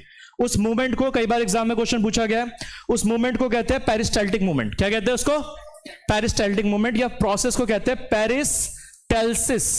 क्या कहते हैं इसको, पेरिस्टाल्सिस, और मूवमेंट को पेरिस्टाल्टिक मूवमेंट। दिखा देता हूं मैं तुम्हें पेरिस्टाल्टिक मूवमेंट पूरा होता हुआ। ये देखो, ये देखो, फूड क्या हो रहा है, नीचे की तरफ पुश हो रहा है कि नहीं हो रहा, हो रहा है कि नहीं हो रहा, तो दिस इज कॉल्ड पेरिस्टाल्सिस। ये पूरा फूड पाइप से वो फिर फूड कहां जाएगा, स्टमक में जाएगा, ठीक है। स्टमक में आने के बाद क्या होगा, स्टमक में आने के बाद जैसे फूड स्टमक में आएगा, स्टमक में तीन एंजाइम सेक्रेट होता है। स्टमक के जो वॉल्स होते हैं ना, ये वॉल्स, इसमें क्या होता है तुम्हारा, गैस्ट्रिक ग्लैंड। कौन सा ग्लैंड होता है, गैस्ट्रिक ग्लैंड। इस गैस्ट्रिक ग्लैंड में गैस्ट्रिक ग्लैंड तुम्हारे 3 एंजाइम्स को सेक्रेट करता है। कौन कौन से वो, एक है तुम्हारा हाइड्रोक्लोरिक एसिड, एक है तुम्हारे पास पेप्सिन, और तीसरा क्या है, म्यूकस। नाम याद कर लो, hydrochloric acid, pepsin and mucus. Hydrochloric acid जो है तुम्हारा, उसका काम क्या होता है, उसके 2 फंक्शंस याद कर लो। एक तो जो भी तुमने खाना वाना खाया उसके साथ जो बैक्टीरियाज वगैरह, अगर जर्म्स वगैरह अगर एंटर कर रहे हैं तो उसको किल करना। और दूसरा क्या है, मीडियम को क्या बनाना, एसिडिक बनाना। क्या बनाना, एसिडिक। मीडियम को क्या बनाना, एसिडिक। एसिडिक क्यों बनाता है, बिकॉज ये जो एंजाइम है ना पेप्सिन, ये काम ही तब करता है जब आसपास का मीडियम कैसा हो, एसिडिक हो। कैसा हो, एसिडिक। और पेप्सिन का काम क्या होता है, जो भी तुमने खाना खाया ना उसमें जो प्रोटीन होगा ना, उस प्रोटीन को डाइजेस्ट करना। अब ये हाइड्रोक्लोरिक एसिड इतना ज्यादा एसिडिक होता है ना बेटा, कि अगर तुम्हारे पेट का जो एसिड है वो निकाल करके हाथ पे डाल दिया जाए, तुम्हारा हाथ जल जाएगा। लेकिन ये पेट नहीं जलता, क्यों, बिकॉज इसके अंदर इनर वाले वॉल्स पे क्या होते हैं, एक लेयर बनती है, किसकी, इनर वाले वॉल्स पे बनती है एक लेयर म्यूकस की। किसकी बनती है, म्यूकस की। म्यूकस क्या करता है, एसिड के इफेक्ट से तुम्हारे पेट को क्या करता है, बचाता है। लिखा है ना, the mucus protects the inner lining of the stomach, अंदर के स्टमक को, from the action of acid under normal condition. समझ में आया कि नहीं आया, नहीं, ठीक है। तो ये क्या करता है, बचाता है। क्लियर है यहां तक, हाँ हो गया, ठीक है, यहां तक हो गया। आगे देखो, चलो। फिर उसके बाद जो फूड है तुम्हारा वो क्या करता है, स्टमक से कहां जाता है, स्मॉल इंटेस्टाइन में। कहां जाता है बेटा, स्मॉल इंटेस्टाइन। अब स्मॉल इंटेस्टाइन में क्या होता है, जैसे ही तुम्हारा स्मॉल इंटेस्टाइन में फूड आता है, तो स्मॉल इंटेस्टाइन में फूड आने के बाद क्या होता है, स्मॉल इंटेस्टाइन में फूड एंटर करता है। ये सबसे लॉन्गेस्ट पार्ट होता है पूरे एलिमेंट्री कैनाल का, जो कि क्या होता है, बॉडी कॉम्पैक्ट स्पेस में होता है। अब ध्यान रखना, स्मॉल इंटेस्टाइन की जो लेंथ होती है ना, 2 तरह के एनिमल्स होते हैं दुनिया में, एक हार्बीवोरस और एक carnivorous. Herbivorous for example deer की बात कर ले, या डियर की, हिरन की बात कर ले, तो डियर, और दूसरा अगर हम बात करें टाइगर की, तो अगर हम बात करें डियर और टाइगर में स्मॉल इंटेस्टाइन की लेंथ किसमें ज्यादा होती है, तो आंसर इज डियर में ज्यादा होती है। क्यों, डियर खाता है घास, और घास के अंदर प्रेजेंट होता है सेल्यूलोज। क्या प्रेजेंट होता है, सेल्यूलोज। घास के अंदर एक न्यूट्रिएंट प्रेजेंट होता है, इसको कहते हैं सेलुलोज। और सेलुलोज को डाइजेस्ट करना क्या होता है? मुश्किल होता है। सेलुलोज को डाइजेस्ट करना क्या होता है? The length of the small intestine differs in various animals depending on the food they eat. किस तरह का फूड खाते हैं उस पर डिपेंड करता है। हार्बीवोरस जो खाते हैं ना, ईटिंग ग्रास, उनके अंदर लॉन्गेस्ट स्मॉल इंटेस्टाइन होती है किसको? सेलुलोज को डाइजेस्ट करने के लिए। किसको डाइजेस्ट करने के लिए? सेलुलोज को। और जो मीट जो होता है ना, उसको डाइजेस्ट करना इजी होता है एज कंपेयर टू घास को डाइजेस्ट करने से। अगर तुम हरे पत्तेदार सब्जियां खाते हो ना, पालक वाला खाते हो, लौकी खाते हो, उससे ज्यादा मीट को डाइजेस्ट करना इजी होता है। ठीक है, तो मीट को डाइजेस्ट करना इजी होता है, और घास को, ग्रास को, जिसके अंदर क्या प्रेजेंट होता है बेटा? सेलुलोज, उसको डाइजेस्ट करना मुश्किल होता है। इसलिए स्मॉल इंटेस्टाइन की लेंथ जो हार्बीवोरस एनिमल्स होते हैं उनमें क्या होती है? ज्यादा होती है, और कार्निवोरस एनिमल्स होते हैं लाइक टाइगर्स, उनमें क्या होती है? स्मॉल इंटेस्टाइन की लेंथ क्या होती है? कम होती है। क्लियर है यहां तक? स्मॉल इंटेस्टाइन वो जगह होती है जहां पर तुम्हारा फूड कंप्लीटली डाइजेस्ट हो जाता है। कहां पर डाइजेस्ट हो जाता है? स्मॉल इंटेस्टाइन के अंदर फूड कंप्लीटली डाइजेस्ट हो जाता है। तो small intestine is the site of complete digestion of carbohydrate, protein and fats. अब जब तुम्हारा फूड कहां होता है? स्मॉल इंटेस्टाइन में होता है। तो ये दिखाई दे रहा है लीवर, पीछे क्या है? लिवर। लिवर क्या सिक्रेट करता है? Bile juice. क्या सिक्रेट करता है बेटा? Bile juice. तो लिवर जो है बाइल जूस सिक्रेट करता है, जो कि स्टोर होने के लिए कहां पर आता है? गॉल ब्लैडर में। क्या आता है? Gall bladder. लिवर जो बाइल जूस सेक्रेट करता है वो कहां पर आता है? गॉल ब्लैडर में स्टोर करने के लिए आता है। अब ये जो गॉल ब्लैडर क्या करता है? बाइल जूस को स्टोर करने का काम करता है। गॉल ब्लैडर क्या करता है? बाइल जूस को स्टोर करने का काम करता है। किसका काम करता है? बाइल जूस को स्टोर करने का काम करता है, बाइल जूस को। अब होता क्या, यहां से तुम्हारा बाइल जूस आ रहा है स्मॉल इंटेस्टाइन में, और ये है तुम्हारा पैनक्रियाज है। येलो वाला पार्ट दिखाई दे रहा है, दिस इज पैनक्रियाज। पैनक्रियाज क्या सेक्रेट करता है? Pancreatic juice. क्या सेक्रेट करता है? Pancreatic juice. ये दोनों के दोनों, पैनक्रियाटिक जूस और गॉल ब्लैडर के अंदर जो बाइल जूस है, ये दोनों के दोनों कहां पर आते हैं? स्मॉल इंटेस्टाइन में, फूड को ब्रेक डाउन करने के लिए। अब दोनों के फंक्शन क्या है? तो बाइल जूस के दो फंक्शन याद कर लो। बाइल जूस के दो फंक्शन याद कर लो। कौन कौन से? एक याद कर लो, emulsification of fats. Emulsification of fats. Emulsification of fats का मतलब जो बड़े बड़े फैट के मॉलिक्यूल्स होते हैं ना, उसको छोटे छोटे फैट के मॉलिक्यूल्स में तोड़ देना। छोटे छोटे फैट के मॉलिक्यूल्स में तोड़ देना, that is called emulsification of fats. और दूसरा होता है मेक्स द मीडियम बेसिक। क्या करता है ये? मीडियम को कैसा बनाता है? बेसिक, बेस बनाता है। जैसे जो एसिडिक बन रखा था ना मीडियम स्टमक के अंदर, उसको क्या बनाता है? ये बेसिक बनाता है। क्या बनाता है? बेसिक। क्लियर है यहां तक? उसके बाद जो पैनक्रियाज है वो क्या सिक्रेट करता है? Pancreatic juice. तीन तरह के पैनक्रियाटिक जूस होते हैं, नाम लिख रखे होंगे यहां पर, देखो कौन कौन से। ट्रिप्सिन, पैनक्रियाटिक जूस में क्या आ जाता है? ट्रिप्सिन, जो कि क्या करता है? प्रोटीन को डाइजेस्ट करता है। लाइपेज किसको डाइजेस्ट करता है? फैट्स को डाइजेस्ट करता है। और तीसरा होता है तुम्हारा अमाइलेज। अमाइलेज किसको डाइजेस्ट करता है? कार्बोहाइड्रेट्स को। कार्बोहाइड्रेट्स को। तो तीन होते हैं तुम्हारे। अमाइलेज का काम होता है कार्बोहाइड्रेट को डाइजेस्ट करना, ट्रिप्सिन का काम होता है प्रोटीन को डाइजेस्ट करना, और लाइपेज का काम होता है फैट्स को डाइजेस्ट करना। ये तीन पैनक्रियाटिक जूस सेक्रेट होते हैं। अब ये तीन पैनक्रियाटिक जूस क्या करते हैं? फर्दर डाइजेस्ट करने में हेल्प करते हैं, फूड को ब्रेक डाउन करते हैं। एंड देन उसके बाद जो तुम्हारा फूड है वो उसके बाद फाइनली क्या करता है? इंटेस्टाइन, स्मॉल इंटेस्टाइन जो है ना, वो अपना ही इंटेस्टाइनल जूसेस सेक्रेट करता है, जो कि फाइनली क्या करते हैं? इंटेस्टाइनल जूसेस जो है वो क्या करते हैं? फाइनली इंटेस्टाइनल जूसेस जो है फाइनली क्या करते हैं? इंटेस्टाइनल जूसेस जो है फाइनली क्या करते हैं? The walls of the small intestine contains glands, जो कि इंटेस्टाइनल जूसेस सेक्रेट करते हैं। फाइनली क्या करते हैं? ये बहुत इंपॉर्टेंट है, प्रोटीन को किसमें कन्वर्ट कर देते हैं? Amino acids. प्रोटीन का सबसे डाइजेस्टेड फॉर्म अब डाइजेस्ट हो गया, एमिनो एसिड्स होता है। प्रोटीन जो भी तुमने खाना खाया था ना, उसमें प्रोटीन था, वो एमिनो एसिड्स में कन्वर्ट हो जाएगा। ये पूरा फुल्ली ब्रेक डाउन हो गया फूड तुम्हारा। उसके बाद जो कॉम्प्लेक्स कार्बोहाइड्रेट है वो किसमें कन्वर्ट हो जाता है? ग्लूकोज में। अब ये पूरा का पूरा ब्रेक डाउन हो गया। और फैट्स किसमें कन्वर्ट हो जाता है? फैटी एसिड एंड ग्लिसरॉल में। ठीक है, अब जो भी तुमने फूड डाइजेस्ट किया ना, उसको क्या करते हैं? ये देखो ध्यान से, जो भी तुमने फूड डाइजेस्ट किया ना, वो क्या होता है? देखो स्मॉल इंटेस्टाइन के जो वॉल्स होते हैं ना, उसमें क्या होता है? फिंगर लाइक प्रोजेक्शंस होते हैं, उसको विलाय कहते हैं। देखो ऊपर से फूड हो रहा है, फूड आ रहा है, डाइजेस्टेड फूड। अब क्या करेगा ये जो विलाय है ना, विलाय क्या करेगा? उसको फूड को क्या कर लेगा? एब्जॉर्ब करके उसको कहां भेज देगा? ब्लड में। कहां भेज देगा? ब्लड में। और ब्लड के थ्रू ये फूड जो हर एक सेल तक पहुंच जाएगा, हर एक सेल तक पहुंच जाएगा। समझ में आया कि नहीं आया? तो ये तुम्हारे ये विलाय का स्ट्रक्चर है। ये इसमें ये ब्लड वेसल्स होते हैं, जो क्या करता है? फूड को एब्जॉर्ब करके ब्लड में डाल देता है, और ब्लड उसको हर एक पार्ट तक ट्रांसपोर्ट कर देता है। क्लियर है यहां तक? The villi are richly supplied with the blood vessels which take the absorbed food to each and every cell of the body, जहां पर वो फूड जो है एनर्जी में कन्वर्ट होता है। ठीक है, यहां तक क्लियर है? ठीक है ना? Inner lining of the small intestine है न्यूमरस फिंगर लाइक प्रोजेक्शन, इसको विलाय कहते हैं, जो कि क्या करता है? जितने ज्यादा तुम्हारे ऐसे फिंगर लाइक प्रोजेक्शन होंगे उतना ज्यादा सरफेस एरिया होगा, और जितना ज्यादा सरफेस एरिया होगा उतना ज्यादा फूड का एब्जॉर्प्शन होगा। ठीक है, ये होने के बाद अब जो भी तुम्हारा रेस्ट ऑफ द मटेरियल है, जो अनएब्जॉर्ब फूड है, वो कहां चला जाता है? स्मॉल इंटेस्टाइन से कहां चला जाता है? लार्ज इंटेस्टाइन में। और लार्ज इंटेस्टाइन से तुम्हारी बॉडी से बाहर निकाल देते हैं उसको। ठीक है ना, the rest of the material is remove from the body through the anus. Clear है यहाँ तक? ठीक है, ठीक है। उसके बाद नेक्स्ट देखो, ये कुछ क्वेश्चंस है, क्वेश्चन चलो बाद में डिस्कस करेंगे, ठीक है, क्वेश्चंस इसके बाद में डिस्कस करेंगे। रेस्पिरेशन, रेस्पिरेशन क्या होता है? अब रेस्पिरेशन का कई बच्चों को मतलब लगता है कि रेस्पिरेशन का मतलब होता है सांस लेना। रेस्पिरेशन का मतलब ये होता है सांस लेना, नहीं, वो ब्रीदिंग का मतलब होता है। किसका मतलब होता है वो? ब्रीदिंग का। ब्रीदिंग का मतलब होता है सांस लेना, ठीक है ना। ब्रीदिंग का मतलब होता है ऑक्सीजन लेना, कार्बन डाइऑक्साइड छोड़ना। एक ऐसा प्रोसेस है जिसमें तुम क्या करते हो, ब्रीदिंग का मतलब होता है। रेस्पिरेशन दो पार्ट्स में डिवाइड होता है, ब्रीदिंग एंड सेलुलर रेस्पिरेशन।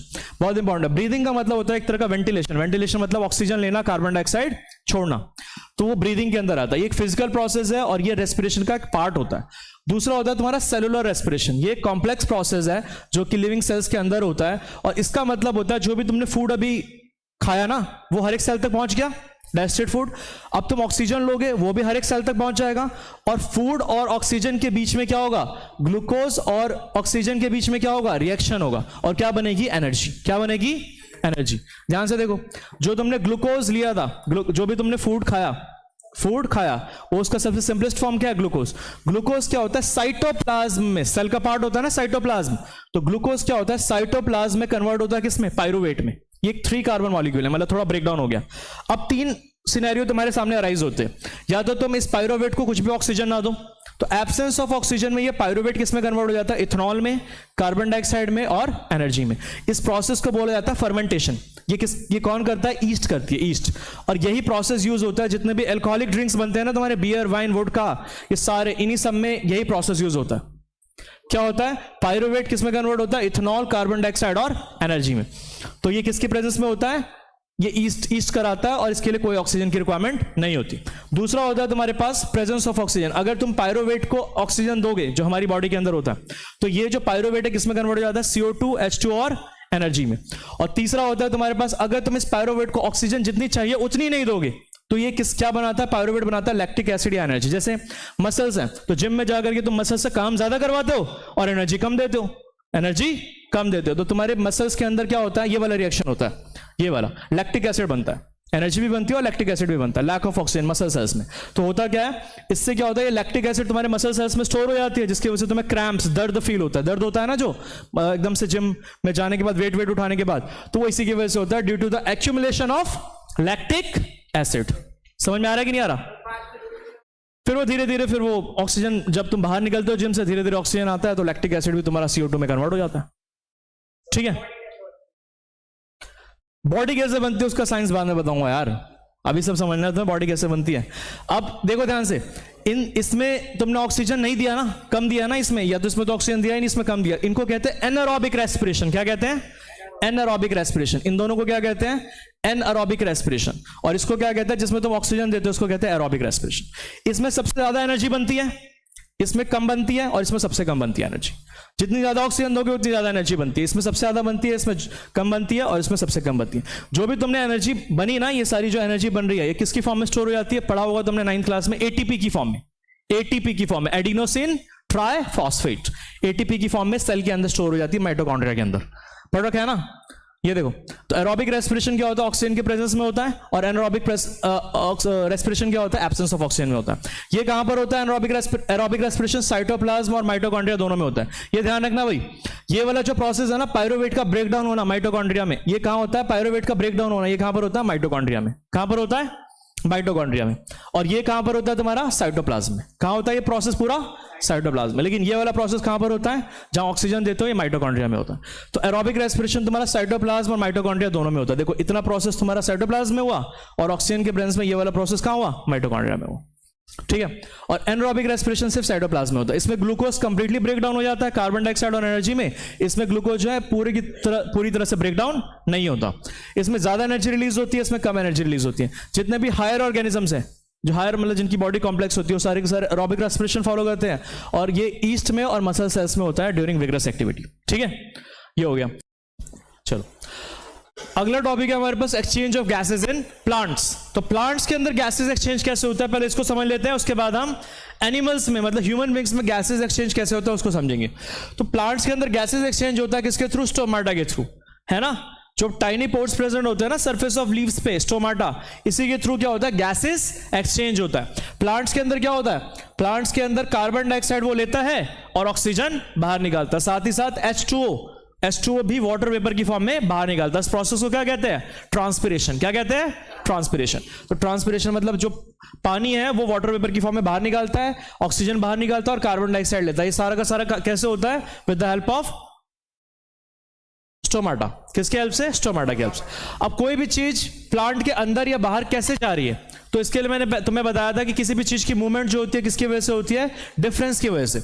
यहां पर क्या हो रहा है, इस प्रोसेस को क्या कहते हैं, डिफ्यूजन। क्या कहते हैं इसको, डिफ्यूजन। डिफ्यूजन होता क्या है, एक चीज ध्यान से समझ लेना, एक चीज ध्यान से समझ लेना। यहां पर एक चीज समझा रहा हूं, इसको ध्यान से समझ लेना, इसको ध्यान से समझना भाई। एक चीज समझा रहा हूं, ध्यान से समझ लेना। प्लांट्स के अंदर है ना, प्लांट्स के अंदर होता क्या है, CO2, कार्बन डाइऑक्साइड और वाटर, ये दोनों चीजें अब्सॉर्ब करता है सनलाइट की प्रेजेंस में, सनलाइट की प्रेजेंस में और क्लोरोफिल की प्रेजेंस में। वो क्या बनाता है, वो बनाता है C6H12O6 प्लस साथ में ऑक्सीजन बनाता है। इस प्रोसेस को क्या कहते हैं, फोटोसिंथेसिस। फोटोसिंथेसिस, ध्यान से समझना भाई, इसको इंपॉर्टेंट चीज है ये। और दूसरी चीज है हमारे पास क्या, जैसे जिस तरह से ये क्या है, फोटोसिंथेसिस प्रोसेस है, उसने अपना खाना क्या करा, खुद ही बना लिया। अब जिस तरह से ह्यूमंस को एनर्जी की नीड होती है ना, वैसे ही प्लांट्स को भी एनर्जी की नीड होती है। प्लांट्स को भी क्या होती है, एनर्जी की नीड। तो वो एनर्जी कहां से आएगा, वो उसी तरह से आएगा जैसे ह्यूमंस के अंदर आता है। जो भी तुम्हारा C6H12O6 जो खाना है, उसको क्या करता है, वो ऑक्सीजन के प्रेजेंस में क्या करता है, ब्रेक डाउन करता है और क्या बनाता है, CO2 plus H2O plus energy बनाता है। क्या बनाता है, एनर्जी बनाता है। ये दोनों प्रोसेस चल रहे थे। ये कौन सा प्रोसेस है तुम्हारा, रेस्पिरेशन। कौन सा प्रोसेस है ये, रेस्पिरेशन। प्लांट्स के अंदर ये भी चलता है, ये भी चलता है। ध्यान से सुनना एक बार में। अब होता क्या है, प्लांट्स के अंदर जैसे ये इनको ग्लूकोज चाहिए ना, ये ग्लूकोज चाहिए ना एनर्जी बनाने के लिए, ये कार्ब्स चाहिए, तो ये ग्लूकोज तुमसे नहीं लेते, वो ग्लूकोज अपना खुद ही बना लेते हैं। किसकी हेल्प से, फोटोसिंथेसिस के हेल्प। तो जो भी इसने ग्लूकोज बनाया ना, वो सारा का सारा अपने लिए रेस्पिरेशन में मतलब एनर्जी के लिए यूज कर लेते।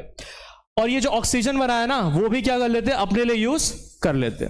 मतलब वो तुमसे ऑक्सीजन नहीं लेते। लेकिन ध्यान से समझ लेना इस चीज को। मान लेते हैं प्लांट्स को ये कितनी ऑक्सीजन चाहिए, 10 मान लेते, छोटा सा एग्जांपल ले लेते 10, लेकिन बना कितना रहा है वो 100। तो 10 तो उसने अपने लिए यूज कर लिया एनर्जी बनाने के लिए, एनर्जी के लिए, और बाकी 90 उसने क्या कर दिया, रिलीज कर दिया। क्या कर दिया, रिलीज कर दिया हमारे लिए। ठीक है, हाँ 10%। एग्जाम्पल दे रहा हूं छोटा सा, कि मान लेते हैं अगर वो 100 ऑक्सीजन बना रहा है, तो 10 तो यूज कर लिया इसने और बाकी 90 क्या कर दिया, रिलीज कर लिया, ऑक्सीजन बाहर निकाल दिया, जिसकी वजह से क्या कर पा रहे हैं, हम सांस ले पा रहे हैं। ठीक है ना।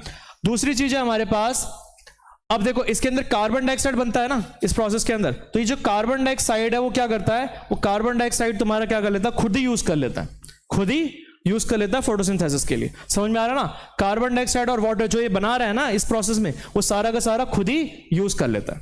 क्लियर है। लेकिन कार्बन डाइऑक्साइड जितना उसको चाहिए ना, मान लेते हैं 100 चाहिए, लेकिन यहां बन कितना आ रहा है, 10। तो 10 तो इसने यहां से ले लिया फोटोसिंथेसिस के लिए, बाकी इसको 100 चाहिए, तो 90 वो बाहर से भी लेता है। बाहर से जो हम कार्बन डाइऑक्साइड रिलीज करते हैं ना, वो कार्बन डाइऑक्साइड वो बाहर से लेता है। समझ में आया कि नहीं आया। तो ऑक्सीजन दिन के टाइम पे, डे टाइम पे क्या करता है, डे टाइम पे क्या होता है, सारा का सारा ग्लूकोज और सारा का सारा ऑक्सीजन, वो जितना भी ऑक्सीजन उसको चाहिए वो अपने खुद से ही ले लेता है। मतलब जो उसने फोटोसिंथेसिस में ऑक्सीजन बनाया वो खुद ही यूज कर लिया इसने। और जो भी CO2 बन रहा है वो रिलीज नहीं करेगा, बाहर रिलीज नहीं करेगा, क्योंकि उसको खुद दिन के टाइम पे कार्बन डाइऑक्साइड चाहिए, तो कार्बन डाइऑक्साइड सारा का सारा खुद ही यूज कर लेगा फोटोसिंथेसिस के अंदर। रात के टाइम पे क्या होता है, नाइट में, तो नाइट में ऐसा समझ लो कि प्लांट है ना एक एनिमल बन जाता है या ह्यूमन बन जाता है एक तरह से, मतलब ह्यूमन की तरह काम करता है वो। रात के टाइम पे फोटोसिंथेसिस प्रोसेस नहीं चल रहा होता, रात के टाइम पे फोटोसिंथेसिस प्रोसेस नहीं चल रहा होता, तो रात के टाइम पे ये तो करना ही पड़ेगा ना, एनर्जी तो चाहिए ना प्लांट्स को। तो रात के टाइम पे ऑक्सीजन वो भी बाहर से ही लेता है, जैसे हम बाहर से लेते हैं ऑक्सीजन। अपना छोड़ा हुआ ऑक्सीजन जो दिन में उसने ऑक्सीजन रिलीज करा, वही ऑक्सीजन वो रात में क्या करता है, बाहर से लेता है। समझ में आया कि नहीं आया। वो छोड़ता नहीं है ऑक्सीजन। ठीक है, जो भी ऑक्सीजन बाहर उसने रिलीज करा ना, वही ऑक्सीजन वो लेगा। और दूसरी चीज है, रात के टाइम पे CO2 जो बन रहा है ना, उसकी तो यूज नहीं कर पाएगा, खपत नहीं कर पाएगा वो। CO2 जो रात के टाइम पे बना रहा है वो इस प्रोसेस के अंदर, तो दिन के टाइम में तो ये CO2 जो भी बनाया उसने सारा यूज कर लिया। यहां पर रात के टाइम पे तो फोटोसिंथेसिस प्रोसेस चल नहीं रहा, तो जो भी CO2 उसने बनाया ना, वो क्या करता है, वो रिलीज करता है। क्या करता है, रिलीज। इसलिए कहते हैं रात के टाइम पे ना किसी पेड़ के नीचे नहीं सोना चाहिए, क्योंकि रात के टाइम पे ना कार्बन डाइऑक्साइड बहुत ज्यादा अमाउंट में रिलीज करता है कोई पेड़। तो क्या होता है, सपोज तुम्हारे पास कोई पेड़ है और पेड़ के पास तुम सोए हुए हो, तो यहां पर CO2 गैस बहुत ज्यादा होगी। क्या होगी, CO2। यहां तुम खटिया लगा करके क्या कर रखे हो, मान लेते सोए हुए हो, तो यहां पर CO2 इतनी ज्यादा हो जाएगी कि तुम्हें सफोकेशन हो सकती है। क्या हो सकती है, सफोकेशन, जिसकी वजह से तुम रात में थोड़ा सा तुम्हें सर दर्द या बेहोश हो सकते हो तुम। हाँ, तो पेड़ के नीचे तुम्हें रात के टाइम पे नहीं सोना चाहिए। दिन में सो जाओ, रात के टाइम पे पेड़ के नीचे नहीं सोना चाहिए, बिकॉज रात के टाइम पे प्लांट्स भी, ट्रीज भी कार्बन डाइऑक्साइड रिलीज कर रही होती है, जैसे हम करते हैं, ह्यूमंस करते हैं। ठीक है, रात के टाइम पे ये फोटोसिंथेसिस प्रोसेस नहीं चल रहा होता। दिन के टाइम पे एनर्जी तो चाहिए ना बेटा, एनर्जी तो तुम्हें रात को भी चाहिए होता है, जब सो रहे होते हो तो इनको भी चाहिए होता है। तो रात के टाइम पे ये CO2 रिलीज ज्यादा अमाउंट में करते हैं, मतलब रात के टाइम पे CO2 रिलीज करते हैं और दिन के टाइम पे क्या करते हैं, ऑक्सीजन रिलीज करते हैं। ये ध्यान रखना हमेशा, ठीक है। ऑक्सीजन रिलीज करते हैं दिन के टाइम पे, रात के टाइम पे CO2 रिलीज करते हैं। क्लियर है ये चीज, ये बहुत ही इंपॉर्टेंट चीज थी। वही सारी चीजें यहां पर लिखी हुई है, ठीक है। लिखा oxygen release is the major event at this time. रात के, दिन के टाइम पे तुम्हारा ऑक्सीजन रिलीज करते हैं और रात के टाइम पे क्या करते हैं, जब कोई फोटोसिंथेसिस नहीं चल रहा होता तो कार्बन डाइऑक्साइड रिलीज करते हैं। वो मेजर इवेंट होता है रात के टाइम पे, ठीक है। और कार्बन डाइऑक्साइड, वही सारी चीज जो मैंने समझाई ना, वही सारी चीज लिखी है यहां पर। क्लियर है चीज। Exchange of gases in aquatic and terrestrial organism. जो एक्वाटिक एनिमल्स होते हैं, एक्वाटिक मतलब जो पानी में रहते हैं, वो कैसे ऑक्सीजन लेते हैं, तो उनको ऑक्सीजन लेने के लिए उनके पास क्या होता है, गिल्स। क्या होता है, fishes take in water through their mouths and force it to pass through the gills. Gills होता है, ऑक्सीजन यहां से जाता है, ऑक्सीजन वाटर जाता है, वाटर के अंदर ऑक्सीजन प्रेजेंट होता है, वो ऑक्सीजन क्या कर लेते हैं, ब्लड के अंदर क्या कर लेते हैं, गिल्स से एब्जॉर्ब कर लेते हैं। क्या कर लेते हैं, एब्जॉर्ब कर लेते हैं। तो पानी अंदर पास किया और उन्होंने क्या करा, पानी से ऑक्सीजन क्या कर लिया, एब्जॉर्ब कर लिया, तो ब्लड में उनके ऑक्सीजन मिक्स हो गया। देखो यहां से पानी जा रहा है जिसमें ऑक्सीजन 100% है, 70, 40। जब ऑक्सीजन वाटर पास होगा इनके गिल्स से, तो ऑक्सीजन की कंसंट्रेशन उसमें कम हो जाती है और उनके ब्लड में क्या हो जाती है, बढ़ जाती है। ठीक है, तो इस तरह से वो पानी से क्या कर लेते हैं, गिल्स के अंदर ऑक्सीजन क्या कर लेते हैं, एब्जॉर्ब कर लेते हैं। दूसरी चीज है, तुमने देखा होगा मछली जो है वो बहुत तेज तेज सांस ले रही, बहुत तेज तेज वो अपना मुंह बंद या खोल रही होती है। क्यों, क्योंकि पानी के अंदर जो ऑक्सीजन डिसॉल्व होता है ना, वो कम होता है एज कंपेयर टू हवा में जो ऑक्सीजन डिसॉल्व होता है। इसी वजह से उनको ऑक्सीजन लेने के लिए ना बहुत तेज तेज अपने अंदर पानी, मुंह के अंदर पानी लेना पड़ता है। ये लिखा है ना यहाँ पर, since the amount of dissolved oxygen is fairly low compare to the amount of oxygen in the air. Air के कंपैरिजन में पानी में ऑक्सीजन क्या होता है, कम होता है। इसीलिए the rate of breathing, aquatic animals में रेट ऑफ ब्रीदिंग, सांस लेने की जो वो होती है रेट, वो ज्यादा होती है। बहुत तेजी से वो सांस ले रहे होते हैं, सांस ले रहे होते हैं, ऐसे कह सकते हो कि पानी ले रहे होते हैं, पानी के थ्रू ही लेते हैं ना वो ऑक्सीजन, तो वो बहुत ही फास्ट कर रहे होते हैं एज कंपेयर टू टेरेस्ट्रियल जो जमीन पे रहते हैं। ठीक है, हाँ क्लियर है आदत। अब हमारी बात आती है कि how does exchange of gases occurs in human body. Human body में कैसे होता है, तो ह्यूमन बॉडी में एक्सचेंज ऑफ गैसेस कैसे होता है वो यहां से समझ लो। ह्यूमन बॉडी के अंदर पूरा एक सिस्टम होता है जिसको क्या कहते हैं, रेस्पिरेटरी सिस्टम। क्या कहते हैं इसको, रेस्पिरेटरी सिस्टम। सबसे पहले हम क्या करते हैं, देख सकते हो ब्रीदिंग इन ह्यूमन बींग्स, तो ये पूरा स्ट्रक्चर देख सकते हो लंग्स का। लंग्स तुम्हारा एक्चुअली ऐसे दिखता है, इस तरह से दिखता है लंग्स तुम्हारा, ठीक है ना। इस तरह से जब तुम ऑक्सीजन लेते हो तो ये फूल जाता है एंड सो ऑन, है ना। चेस्ट कैविटी तुम्हारी फूल जाती है, इसकी वजह गुब्बारे की तरह होता है, समझ लो। ऑक्सीजन लोगे तो फूल जाएगा, निकालोगे तो डिफ्लेट हो जाएगा, ठीक है। अब कई बार ट्रांसप्लांट करना होता है ना लंग्स, तो लंग्स ट्रांसप्लांट करना होता है तो तुम्हें इस तरह से पूरा सेटअप में उसको रखना पड़ता है, तभी वो जिंदा रहेगा, अदरवाइज वो जिंदा नहीं रहेगा। तुम ऑर्गन ट्रांसप्लांट भी कर सकते हो, लंग्स, किडनी, ये सब ट्रांसप्लांट कर सकते हो तुम, ठीक है।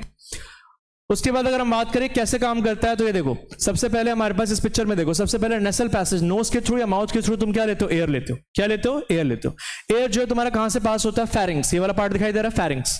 उसके बाद कहां से पास होता है, लैरिंग्स। लैरिंग्स वो वाला पार्ट होता है जहां वॉइस बॉक्स होता है, वॉइस बॉक्स जहां पर तुम्हारी आवाज निकलती है ना, स्वर पेटी, उसको कहते हैं लैरिंग्स, ठीक है ना, लैरिंग्स। उसके बाद क्या होता है, ये जो तुम्हारा एयर है वो कहां से पास होता है, इसको कहते हैं ट्रैकिया। क्या कहते हैं, ट्रैकिया। इसमें कई सारे रिंग्स बने हुए हैं ना, इसको कहते हैं रिंग्स ऑफ कार्टिलेज। क्या कहते हैं इसको, रिंग्स ऑफ कार्टिलेज। देन उसके बाद जो तुम्हारा एयर है वो कहां जाता है, ये वाला जो पार्ट है इसको कहते हैं ब्रोंकाई। क्या कहते हैं इसको, ब्रोंकाई। ये ब्रोंकाई फर्दर तुम्हारे कई सारे ब्रांचेस में डिवाइड हो जाता है, दिखाई दे रहा है, ये वाला पार्ट जो है तुम्हारा ब्रोंकाई, एंड देन ये वाले जो पार्ट्स है ना कई सारे, इसके ब्रांचेस निकल रहे, इसको कहते हैं ब्रोंक्यूल्स। क्या कहते हैं, ब्रोंक्यूल्स के एंड में, बिल्कुल ब्रोंक्यूल्स के एंड में, टिप पे क्या होता है, एल्वोलाई प्रेजेंट होता है, दिखाई दे रहा है। ब्रोंक्यूल्स के एंड में क्या प्रेजेंट होता है, ऐसे बैलून लाइक स्ट्रक्चर होता है, इसको क्या कहते हैं, एल्वोलाई। इन एल्वोलाई से ब्लड वेसल्स गुजर रहे होते हैं। क्या गुजर रहे होते हैं, ब्लड वेसल्स। तो जैसे ही तुम्हारा ऑक्सीजन कहां पर आता है, या एयर कहां पर आता है, ऑक्सीजन कहां पर आता है, एल्वोलाई पे आता है, तो यहां पर ऑक्सीजन की कंसंट्रेशन क्या है बेटा, यहां पर ऑक्सीजन की कंसंट्रेशन ज्यादा है। जो भी तुमने एयर ली उस एयर के अंदर ऐसा तो नहीं है ना तुम्हारे नोज के अंदर फिल्टर लगा हुआ है सिर्फ ऑक्सीजन ही लेते हो, सारी गैसेस ली ना, तो तुम्हारा यहां पर नाइट्रोजन भी आ गया, ऑक्सीजन भी आ गया और कार्बन डाइऑक्साइड भी आ गया। नाइट्रोजन एयर में कितनी है 78%, ऑक्सीजन कितनी है 21%, कार्बन डाइऑक्साइड कितनी है 0.03%। अब यहां देखो बाहर एल्वोलाई में ऑक्सीजन ज्यादा है, ब्लड के अंदर ऑक्सीजन क्या है कम है, तो ऑक्सीजन क्या हो जाएगा तुम्हारा ब्लड में चला जाएगा, और बाहर कार्बन डाइऑक्साइड कम है, ब्लड के अंदर कार्बन डाइऑक्साइड की कंसंट्रेशन क्या है ज्यादा है। तो जो भी तुमने एयर ली, एयर के अंदर क्या है नाइट्रोजन, ऑक्सीजन, कार्बन डाइऑक्साइड सारी प्रेजेंट है। नाइट्रोजन कितनी है 78%, ऑक्सीजन कितनी है 21% और कार्बन डाइऑक्साइड कितनी है 0.03%। ब्लड के अंदर तुम्हारा ऑक्सीजन क्या है कम है, तो कंसंट्रेशन डिफरेंस है ना, कंसंट्रेशन डिफरेंस की वजह से ऑक्सीजन जो है तुम्हारा ब्लड से एल्वोलाई से कहां चला जाता है ब्लड में चला जाता है, और कार्बन डाइऑक्साइड तुम्हारी बाहर कम है और अंदर क्या है ज्यादा है, तो यहां से कार्बन डाइऑक्साइड बाहर चला जाएगा तुम्हारा। इस प्रोसेस को क्या कहते हैं हम डिफ्यूजन, क्या कहते हैं इसको डिफ्यूजन। डिफ्यूजन का मतलब होता है movement due to the difference की वजह से मूवमेंट होना, ठीक है। तो जब भी तुम एक्सेल करोगे तो कार्बन डाइऑक्साइड ज्यादा निकलेगी तुम्हारी एक्सेलेशन में, ब्रीथ आउट करोगे तो, और ऑक्सीजन क्या हो जाएगी कुछ कम हो जाएगी। क्लियर है कि नहीं क्लियर है? तो ये चीज होती है इसके अंदर, ये ब्लड वेसल्स है। अब दूसरा क्वेश्चन यहां पर यह आता है कि ऑक्सीजन जो इसके अंदर आई उसको ट्रैप करने का काम कौन करता है? ये ऑक्सीजन जो आई, ये ऑक्सीजन को ट्रैप करने का काम करता है red blood cell. Red blood cell में कौन सा वाला पार्ट होता है हीमोग्लोबिन। क्या होता है हीमोग्लोबिन। हीमोग्लोबिन क्या करता है, रेड ब्लड सेल में हीमोग्लोबिन होता है, वो क्या करता है ऑक्सीजन को ट्रैप करता है, और वही कैरी करके क्या करता है ऑक्सीजन को ले जाता है हर एक सेल तक, हर एक सेल तक। दूसरी चीज है जो कार्बन डाइऑक्साइड है, कार्बन डाइऑक्साइड तुम्हारी ब्लड में कैसे ट्रेवल कर रहा होता है, तो कार्बन डाइऑक्साइड तुम्हारी ब्लड में वाटर की फॉर्म में, मतलब डिसॉल्व्ड फॉर्म में ट्रेवल कर रहा होता है। कैसे? डिसॉल्व्ड फॉर्म में। Carbon dioxide is more soluble in water than oxygen and is mostly transported in the dissolved form in our blood। तो ये जो तुम्हारा कार्बन डाइऑक्साइड है वो ब्लड के अंदर जो प्लाज्मा वाला पार्ट होता है ना, प्लाज्मा, ब्लड चार चीजों से मिलकर के बनता है। कौन कौन से? ब्लड बनता है तुम्हारा प्लाज्मा, आरबीसी, डब्ल्यूबीसी और प्लेटलेट्स, इन चारों से बनता है। तो आरबीसी क्या कैरी करता है? आरबीसी का काम होता है ऑक्सीजन को कैरी करना, ऑक्सीजन को कैरी करना। डब्ल्यूबीसी का काम क्या होता है? फाइट्स अगेंस्ट डिजीज के अगेंस्ट फाइट करता है। प्लेटलेट्स का काम क्या होता है भाई? प्लेटलेट्स का काम होता है ब्लड को क्लॉट करना। और प्लाज्मा क्या होता है तुम्हारा? लिक्विड वाला पार्ट, जो ब्लड का लिक्विड वाला फ्लूइड वाला पार्ट होता है ना, उसको क्या कहते हैं? प्लाज्मा। तो जो कार्बन डाइऑक्साइड है ना तुम्हारा, कार्बन डाइऑक्साइड ये जो येलो वाला पार्ट दिखाई दे रहा है ना, उसको प्लाज्मा कहते हैं। तो प्लाज्मा के अंदर डिसॉल्व्ड फॉर्म में ट्रेवल करता है कार्बन डाइऑक्साइड, ठीक है। दूसरी चीज हमारे पास ये है कि जो तुम्हारा ये रेड ब्लड सेल होता है ना, रेड ब्लड सेल के पास या हीमोग्लोबिन के पास, रेड ब्लड सेल के पास है ना, अगर ऑक्सीजन से ज्यादा एफिनिटी कार्बन मोनोऑक्साइड के लिए होती है। किसके लिए होती है? मतलब अगर इस एल्वोलाई में ऑक्सीजन और कार्बन मोनोऑक्साइड दोनों गैस हो, क्या हो? ऑक्सीजन भी और कार्बन मोनोऑक्साइड भी हो, तो ये जो तुम्हारा रेड ब्लड सेल है ना, वो ऑक्सीजन को छोड़ देगा, कार्बन मोनोऑक्साइड को ट्रैप कर लेगा। बिकॉज इस रेड ब्लड सेल की चाहत ऑक्सीजन से ज्यादा कार्बन मोनोऑक्साइड के लिए होती है। तो कार्बन मोनोऑक्साइड अगर तुम्हारा ट्रैप कर लेगा तो बॉडी के अंदर ऑक्सीजन की कमी हो जाएगी और तुम सफोकेशन की वजह से मर जाओगे। तो कई बार तुमने देखा होगा बिल्डिंग में आग लग जाती है तो लोग जल करके नहीं मरते, सफोकेशन की वजह से मर जाते हैं। तो सफोकेशन की वजह से क्यों मर जाते हैं? सफोकेशन की वजह से इसलिए मर जाते हैं बिकॉज ऑक्सीजन, जब कोई चीज जलती है ना, बिल्डिंग में आग लगती है, तो बनता क्या है? Carbon monoxide. क्या बनता है? अगर तुम्हारा कोई चीज अगर ढंग से नहीं जल रही तो क्या बनता है? इनकम्प्लीट कंबशन से बनता है कार्बन मोनोऑक्साइड।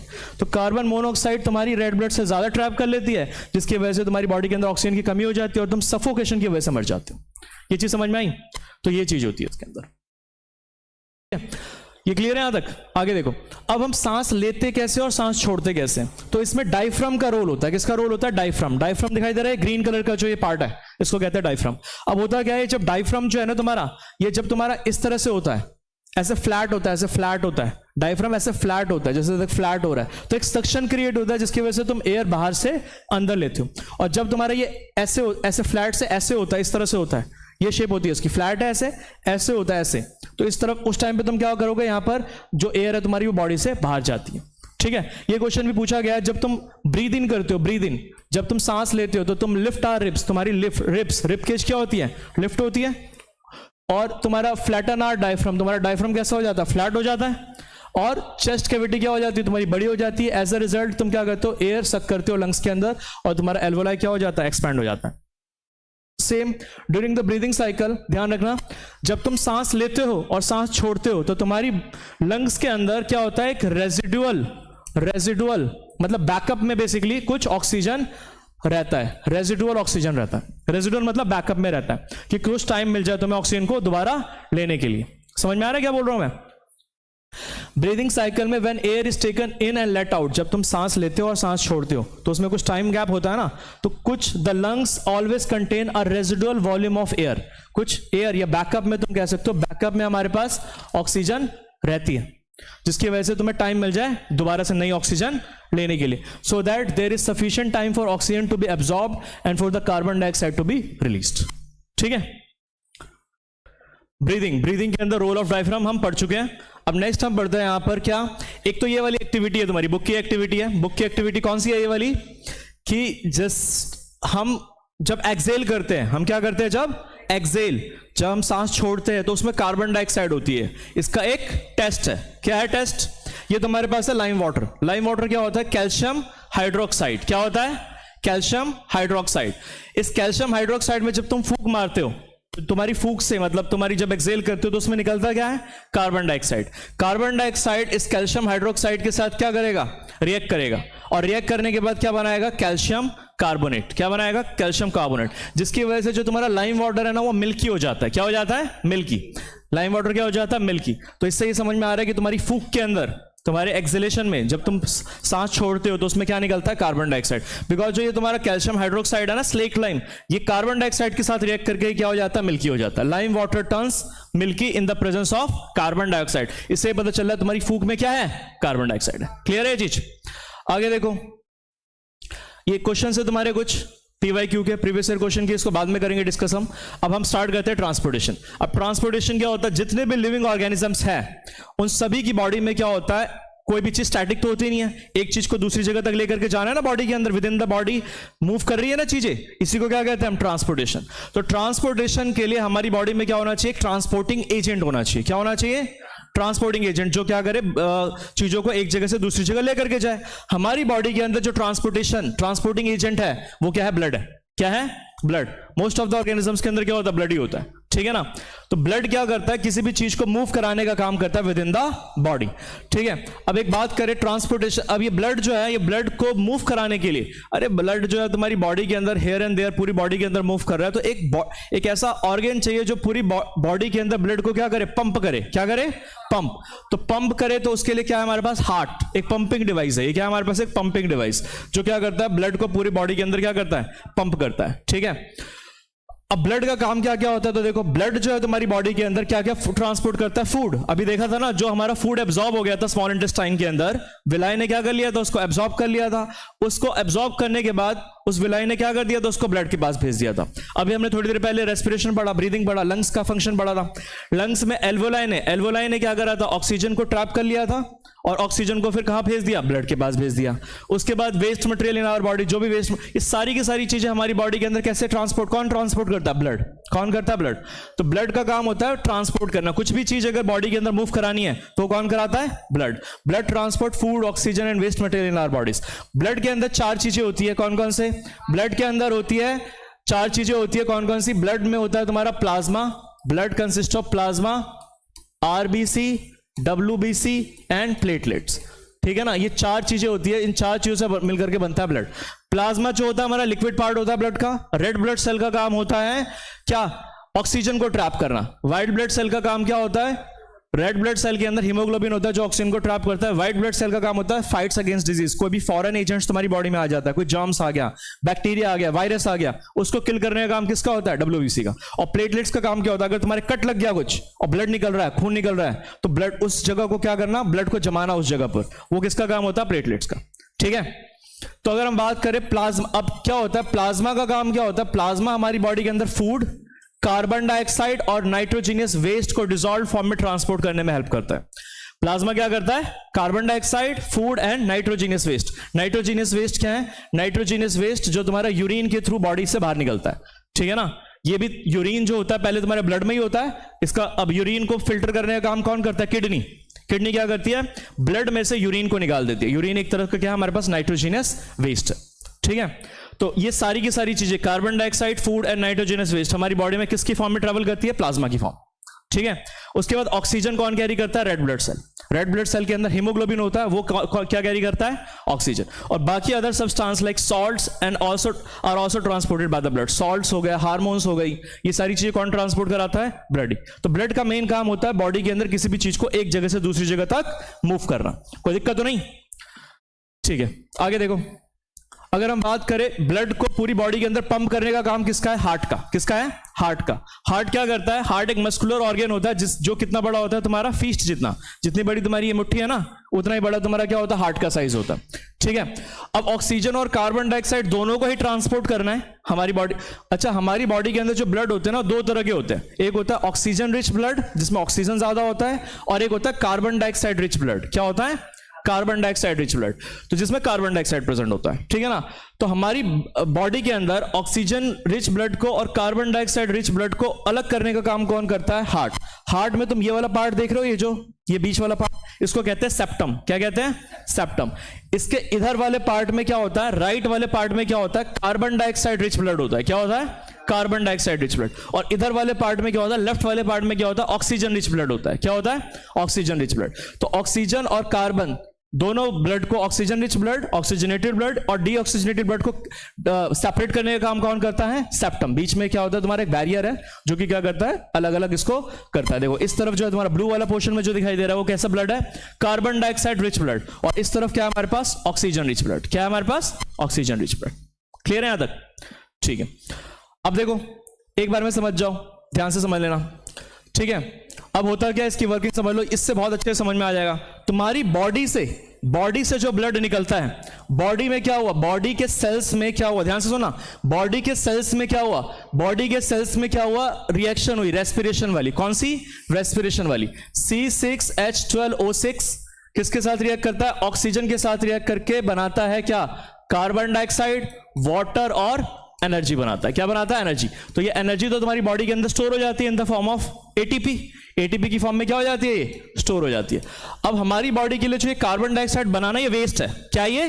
वेस्ट है। तो ये कार्बन डाइऑक्साइड जो है ना तुम्हारी बॉडी से जब ये बनता है कार्बन डाइऑक्साइड, तो ये कार्बन डाइऑक्साइड कहां चला जाता है? जब बॉडी में ये रिएक्शन होता है तो ये कार्बन डाइऑक्साइड कहां चला जाता है? ब्लड में। कहां चला जाता है? ब्लड में। ये चला जाता है ब्लड में। और ये ब्लड, ये जो कार्बन डाइऑक्साइड रिच ब्लड है वो किसके थ्रू? वेन्स के थ्रू। किसके थ्रू? वेन्स के थ्रू। कहां पर आता है? तुम्हारे हार्ट में आता है। कहां आता है? हार्ट में। हार्ट के कौन से वाले पार्ट में आता है? राइट एट्रियम में। किस में आता है? राइट एट्रियम में। राइट एट्रियम में एंट्री करते वक्त कहां से एंट्री करता है वो? वेना कावा से। कहां से एंट्री करता है? Vena cava. वेना कावा से कौन सा वाला ब्लड एंट्री करता है? Deoxygenated blood. कौन सा ब्लड? तो डीऑक्सीजनेटेड ब्लड तुम्हारी बॉडी से निकलने के बाद, इसको ऐसे भी बोल सकते हो डीऑक्सीजनेटेड ब्लड या फिर carbon dioxide rich blood.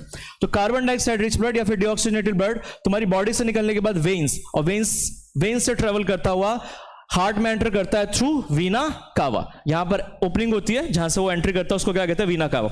Veena कावा से ब्लड जो है राइट एट्रियम में एंटर करता है। जब राइट एट्रियम में एंटर करता है तो उस टाइम पे राइट एट्रियम क्या करता है? फूलता है, एक्सपेंड करता है। फिर जब वो, क्योंकि तुम्हारा कंटिन्यूसली रिदमिक कॉन्ट्रैक्शन और रिलैक्सेशन चल रहा होता है ना, हार्ट का धड़कता रहता है ना, जिसको कहते हो, तो इस टाइम पे राइट एट्रियम क्या करेगा? स्वेल करेगा जब इसमें ब्लड आएगा। तो जब ये स्क्वीज करेगा तो राइट एट्रियम से ब्लड कहां चला जाता है? राइट वेंट्रिकल में। अब राइट वेंट्रिकल से ये जो ब्लड है, राइट वेंट्रिकल से जो ब्लड है वो कहां चला जाता है? राइट वेंट्रिकल से जो ब्लड है वो चला जाता है तुम्हारा लंग्स के पास। कहां चला जाता है? लंग्स के पास। किसके थ्रू? ये क्वेश्चन पूछा जाता है कि लंग्स के पास ले जाने का काम किसका होता है? पल्मोनरी आर्टरी का। किसका काम होता है? पल्मोनरी आर्टरी का। ये डीऑक्सीजनेटेड ब्लड को कहां ले जाता है? लंग्स के पास। ठीक है, लंग्स ने क्या करा? उस कार्बन डाइऑक्साइड रिच ब्लड में से कार्बन डाइऑक्साइड को निकाल लिया और ऑक्सीजन को डाल दिया। क्या कर दिया? ऑक्सीजन को डाल दिया। अब वो जो ऑक्सीजनेटेड ब्लड है तुम्हारा, ये ऑक्सीजनेटेड ब्लड, वो किसके थ्रू बेटा? पल्मोनरी वेन्स के थ्रू। पल्मोनरी वेन्स के थ्रू कहां एंटर करता है? लेफ्ट एट्रियम में। लेफ्ट एट्रियम में एंटर करता है। लेफ्ट एट्रियम से कहां एंटर करता है? लेफ्ट वेंट्रिकल में। और लेफ्ट वेंट्रिकल से वो क्या होता है? ओटा के थ्रू, AORTA, ओटा के थ्रू कहां चला जाता है? फिर से वापस से पूरी बॉडी में चला जाता है। और यही साइकिल फिर से चलता रहता है। समझ में आया कि नहीं आया? तो ओटा के थ्रू पूरी बॉडी में ऑक्सीजनेटेड ब्लड तुम्हारा चला जाता है। फिर उस ऑक्सीजनेटेड ब्लड का फिर से वापस से रिएक्शन होता है किसके साथ? ग्लूकोज के साथ। फिर से वापस से कार्बन डाइऑक्साइड बनता है। फिर वो कार्बन डाइऑक्साइड रिच ब्लड हो जाता है। फिर तुम्हारी हार्ट में आता है। फिर साइकिल चलता रहता है। समझ में आया कि नहीं आया? अच्छा एक बात बताओ, हार्ट में जो ब्लड है वो एक साइकिल में कितनी बार आ रहा है? 2 बार नहीं आ रहा। देखो पहले यहां बॉडी से हार्ट के अंदर ब्लड आया, फिर ब्लड बाहर निकला तुम्हारा लंग्स में गया, फिर वापस से हार्ट में आया कि नहीं आया? तो 2 बार आया ना, इसको कहते हैं डबल सर्कुलेशन। क्या कहते हैं इसको? Double circulation of blood. Double circulation of blood. समझ में आया कि नहीं आया? इस चीज को तुम देख सकते हो यहाँ पर। सबसे पहले तुम्हारा हार्ट, ये तुम्हारा राइट एट्रियम है, सबसे पहले तुम्हारा यहाँ पर हार्ट ब्लड आता है, कौन सा? Deoxygenated blood. फिर यहाँ से इसमें जाता है राइट वेंट्रिकल में, राइट वेंट्रिकल से कहाँ जाता है? दिखाई दे रहा है, इसके थ्रू चला जाता है लंग्स में, लंग्स में ऑक्सीजनेटेड हो जाता है, फिर वापस से किस में आता है? लेफ्ट एट्रियम में, लेफ्ट एट्रियम से लेफ्ट वेंट्रिकल में, लेफ्ट वेंट्रिकल से तुम्हारा इसके थ्रू कहाँ चला जाता है? पूरी बॉडी में चला जाता है। ठीक है, समझ में आ रहा है कि नहीं आ रहा? हाँ, क्लियर है चीज? ठीक है। अब तुम्हें यहां दिखाई दे रहा है ये वाला जो पार्ट है, इसको कहते हैं वाल्व। क्या कहते हैं? वाल्व। वाल्व का काम होता है बैक फ्लो ऑफ ब्लड को क्या करना? प्रिवेंट करना। मतलब ब्लड जो है ना तुम्हारा एक ही डायरेक्शन में जा सकता है, वापस से नहीं आ सकता। वाल्व क्या होता है? वाल्व क्या होता है? एक ही डायरेक्शन में। जब इस डायरेक्शन में ब्लड जाएगा तो ये खुल जाएगा, ब्लड इधर चला जाएगा। जब उधर जाएगा तो ये बंद हो जाएगा। उधर से ब्लड अगर इधर आएगा ना तो ये क्या हो जाएगा? बंद हो जाएगा। तो ब्लड उधर से नहीं आ सकता, लेकिन सिर्फ एक ही डायरेक्शन में फ्लो कर सकता है। ये समझ में आया कि ना? इसको कहते हैं वॉल्व। क्या कहते हैं? वॉल्व। यहां पर भी वॉल्व है, यहां पर भी वॉल्व है, यहां पर भी वॉल्व है, ये सारे वॉल्व है। समझ में आ रहा है कि नहीं आ रहा? और ये तुम्हारी मूवमेंट जो है हमेशा हमेशा के लिए चलती रहती है जब तक तुम जिंदा हो। ठीक है। अब ये सारी चीजें जो मैंने बताई ना, वही सारी चीज यहां पर लिखी हुई है कि ब्लड सबसे पहले क्या होता है? वीना कावा के थ्रू कहां आता है? राइट एट्रियम में आता है, राइट एट्रियम से राइट वेंट्रिकल में आता है, राइट वेंट्रिकल से क्या होता है तुम्हारा? पल्मोनरी, कहां से? पल्मोनरी आर्टरी के थ्रू कहां चला जाता है? लंग्स में। लंग्स में चला जाता है यहाँ पल्मोनरी आर्टरी। फिर लंग्स में क्या होता है? ऑक्सीजनेटेड ब्लड डलता है उसमें। फिर ऑक्सीजनेटेड ब्लड तुम्हारा पल्मोनरी वेन्स के थ्रू वापस से लेफ्ट एट्रियम में आता है, ये लेफ्ट एट्रियम। लेफ्ट एट्रियम से लेफ्ट वेंट्रिकल में आता है, लेफ्ट वेंट्रिकल से फिर ओटा के थ्रू पूरी बॉडी में चला जाता है। वही चीज लिखी हुई है यहाँ पर। समझ में आई कि नहीं आई? गुड। आगे देखो, ये डायग्राम बहुत इंपॉर्टेंट है, इस डायग्राम को कर लेना। कभी भी ये डायग्राम बनाने के लिए आए कि तुम्हारा सर्कुलेशन ऑफ ब्लड दिखाओ पूरी बॉडी में, तो ये डायग्राम बनाना है। बहुत ही सिंपल ब्लॉक डायग्राम है, बहुत इजी सा डायग्राम है, ये बनाना है। ठीक है, ठीक है। अब हमारी बॉडी के अंदर इतने सारे चेंबर्स चाहिए क्यों? तो सबसे बड़ी बात है, हमारी बॉडी के अंदर, ह्यूमंस के अंदर 4 चेंबर्स होते हैं। दिखाई दे रहा ना? Right atrium, right ventricle, left atrium, left ventricle. 4 chambers होते हैं। 4 चेंबर्स क्यों चाहिए हमारी बॉडी के अंदर? ताकि ऑक्सीजनेटेड और डीऑक्सीजनेटेड ब्लड मिक्स ना हो। ज्यादा से ज्यादा ऑक्सीजनेटेड ब्लड अगर हमारी बॉडी में होगा तो जितना ज्यादा ऑक्सीजन होगा उतना ज्यादा तुम्हारे क्या होगा? Highly efficient supply of oxygen होगा। जितना ज्यादा ऑक्सीजन होगा उतनी ज्यादा तुम्हारी क्या होगी? रेस्पिरेशन होगी, रेस्पिरेशन वाली रिएक्शन होगी। और जितनी ज्यादा रेस्पिरेशन वाली रिएक्शन होगी उतनी ज्यादा एनर्जी बनेगी। और हमें एनर्जी चाहिए क्यों? हमें एनर्जी चाहिए अपनी बॉडी टेम्परेचर को रेगुलेट करने के लिए। किसको? अरे तुम चाहे सर्दी में हो, चाहे गर्मी में हो, चाहे अंटार्कटिका में हो, चाहे कहीं पर भी हो, पानी के अंदर हो, तुम्हारी बॉडी टेम्परेचर फिक्स रहती है। हमारी ह्यूमंस की 37 डिग्री सेल्सियस, 37 डिग्री सेल्सियस की बॉडी टेम्परेचर क्या रहती है? फिक्स। और 37 डिग्री सेल्सियस पर रखने के लिए टेम्परेचर को हमें कॉन्टिन्यूसली क्या चाहिए? एनर्जी चाहिए। क्या चाहिए? एनर्जी। तो हमें एनर्जी ज्यादा चाहिए। ठीक है ना? हम वार्म ब्लडेड एनिमल्स हैं, तो वार्म ब्लडेड एनिमल्स को क्या चाहिए? मतलब एनर्जी ज्यादा चाहिए होता है। ठीक है, इसीलिए हमारी बॉडी के अंदर क्या होता है? 4 चेंबर्स होते हैं, ताकि वो ऑक्सीजनेटेड और डीऑक्सीजनेटेड ब्लड को क्या रख पाए? ये सेप्टम है तुम्हारा, सेप्टम, जो कि ऑक्सीजनेटेड और डीऑक्सीजनेटेड ब्लड को दोनों को क्या करता है? सेपरेट करता है। डिवाइडिंग वॉल लिखा है ना यहाँ पर, सेप्टम डिवाइडिंग वॉल। क्लियर है? अब जैसे फिशेज है, तो फिशेज को इतनी एनर्जी नहीं चाहिए होती, तो फिशेज के अंदर सिर्फ 2 चैम्बर्स होते हैं। हार्ट के अंदर कितने चैम्बर्स होते हैं? 2 चैम्बर्स, क्योंकि उनके अंदर ऑक्सीजनेटेड और डीऑक्सीजनेटेड ब्लड साथ में ट्रेवल करता है। उनको इतनी एनर्जी की नीड नहीं होती, वो कोल्ड ब्लडेड है। कोल्ड ब्लडेड है, मतलब जो टेम्परेचर होता है ना बाहर का एनवायरमेंट का, वही टेम्परेचर उनकी बॉडी का भी हो जाता है। हमारा क्या है? हम चाहे सर्दी में हो, चाहे गर्मी में हो, चाहे अंटार्कटिका में छोड़ दिया जाए, बिल्कुल एकदम हिमालय में छोड़ दिया जाए, तुम्हारी बॉडी टेम्परेचर 37 डिग्री सेल्सियस ही रहेगी। समझ में आ रहा है? तो हमें एनर्जी ज्यादा चाहिए। एनर्जी ज्यादा चाहिए तो हमें ऑक्सीजनेटेड ब्लड को क्या करना पड़ेगा? सेपरेट करना पड़ेगा। ठीक है? डबल सर्कुलेशन समझ में आ रहा है? डबल सर्कुलेशन क्या होता है? देखो, ब्लड जो है तुम्हारी बॉडी से हार्ट में आया, हार्ट से कहां गया? लंग्स के पास गया, फिर वापस से हार्ट में आया, 2 बार आया ना, तो इसको कहते हैं डबल सर्कुलेशन। और सिंगल सर्कुलेशन में क्या होता है? ये फिशेस के अंदर होता है सिंगल सर्कुलेशन। इसमें क्या होता है? तो सिंगल सर्कुलेशन में क्या होता है हमारे पास? सिंगल सर्कुलेशन में हार्ट से जो ब्लड है वो कहां जाता है? जैसे फिशेस के अंदर, तो कहां जाता है? गिल्स में। और गिल्स के थ्रू हार्ट से जो ब्लड है तुम्हारा वो कहां जाता है? गिल्स में। और गिल्स में क्या होता है? उस ब्लड के अंदर क्या आ जाता है? ऑक्सीजन आ जाता है। मैंने बताया था गिल्स की वर्किंग कैसे होती है पिछले वाले टॉपिक में। तो गिल्स में क्या आता है? उसमें गिल्स के थ्रू उस ब्लड के अंदर ऑक्सीजन आ जाता है। फिर वो जो ऑक्सीजनेटेड ब्लड है तुम्हारा पूरी बॉडी में वैसे ही ट्रैवल कर लेता है। तो बस एक ही बार आ रहा है ना हार्ट में, हार्ट से निकला, फिर पूरी बॉडी में चला गया, फिर वापस हार्ट में आ रहा है, फिर बॉडी में चला गया, है ना?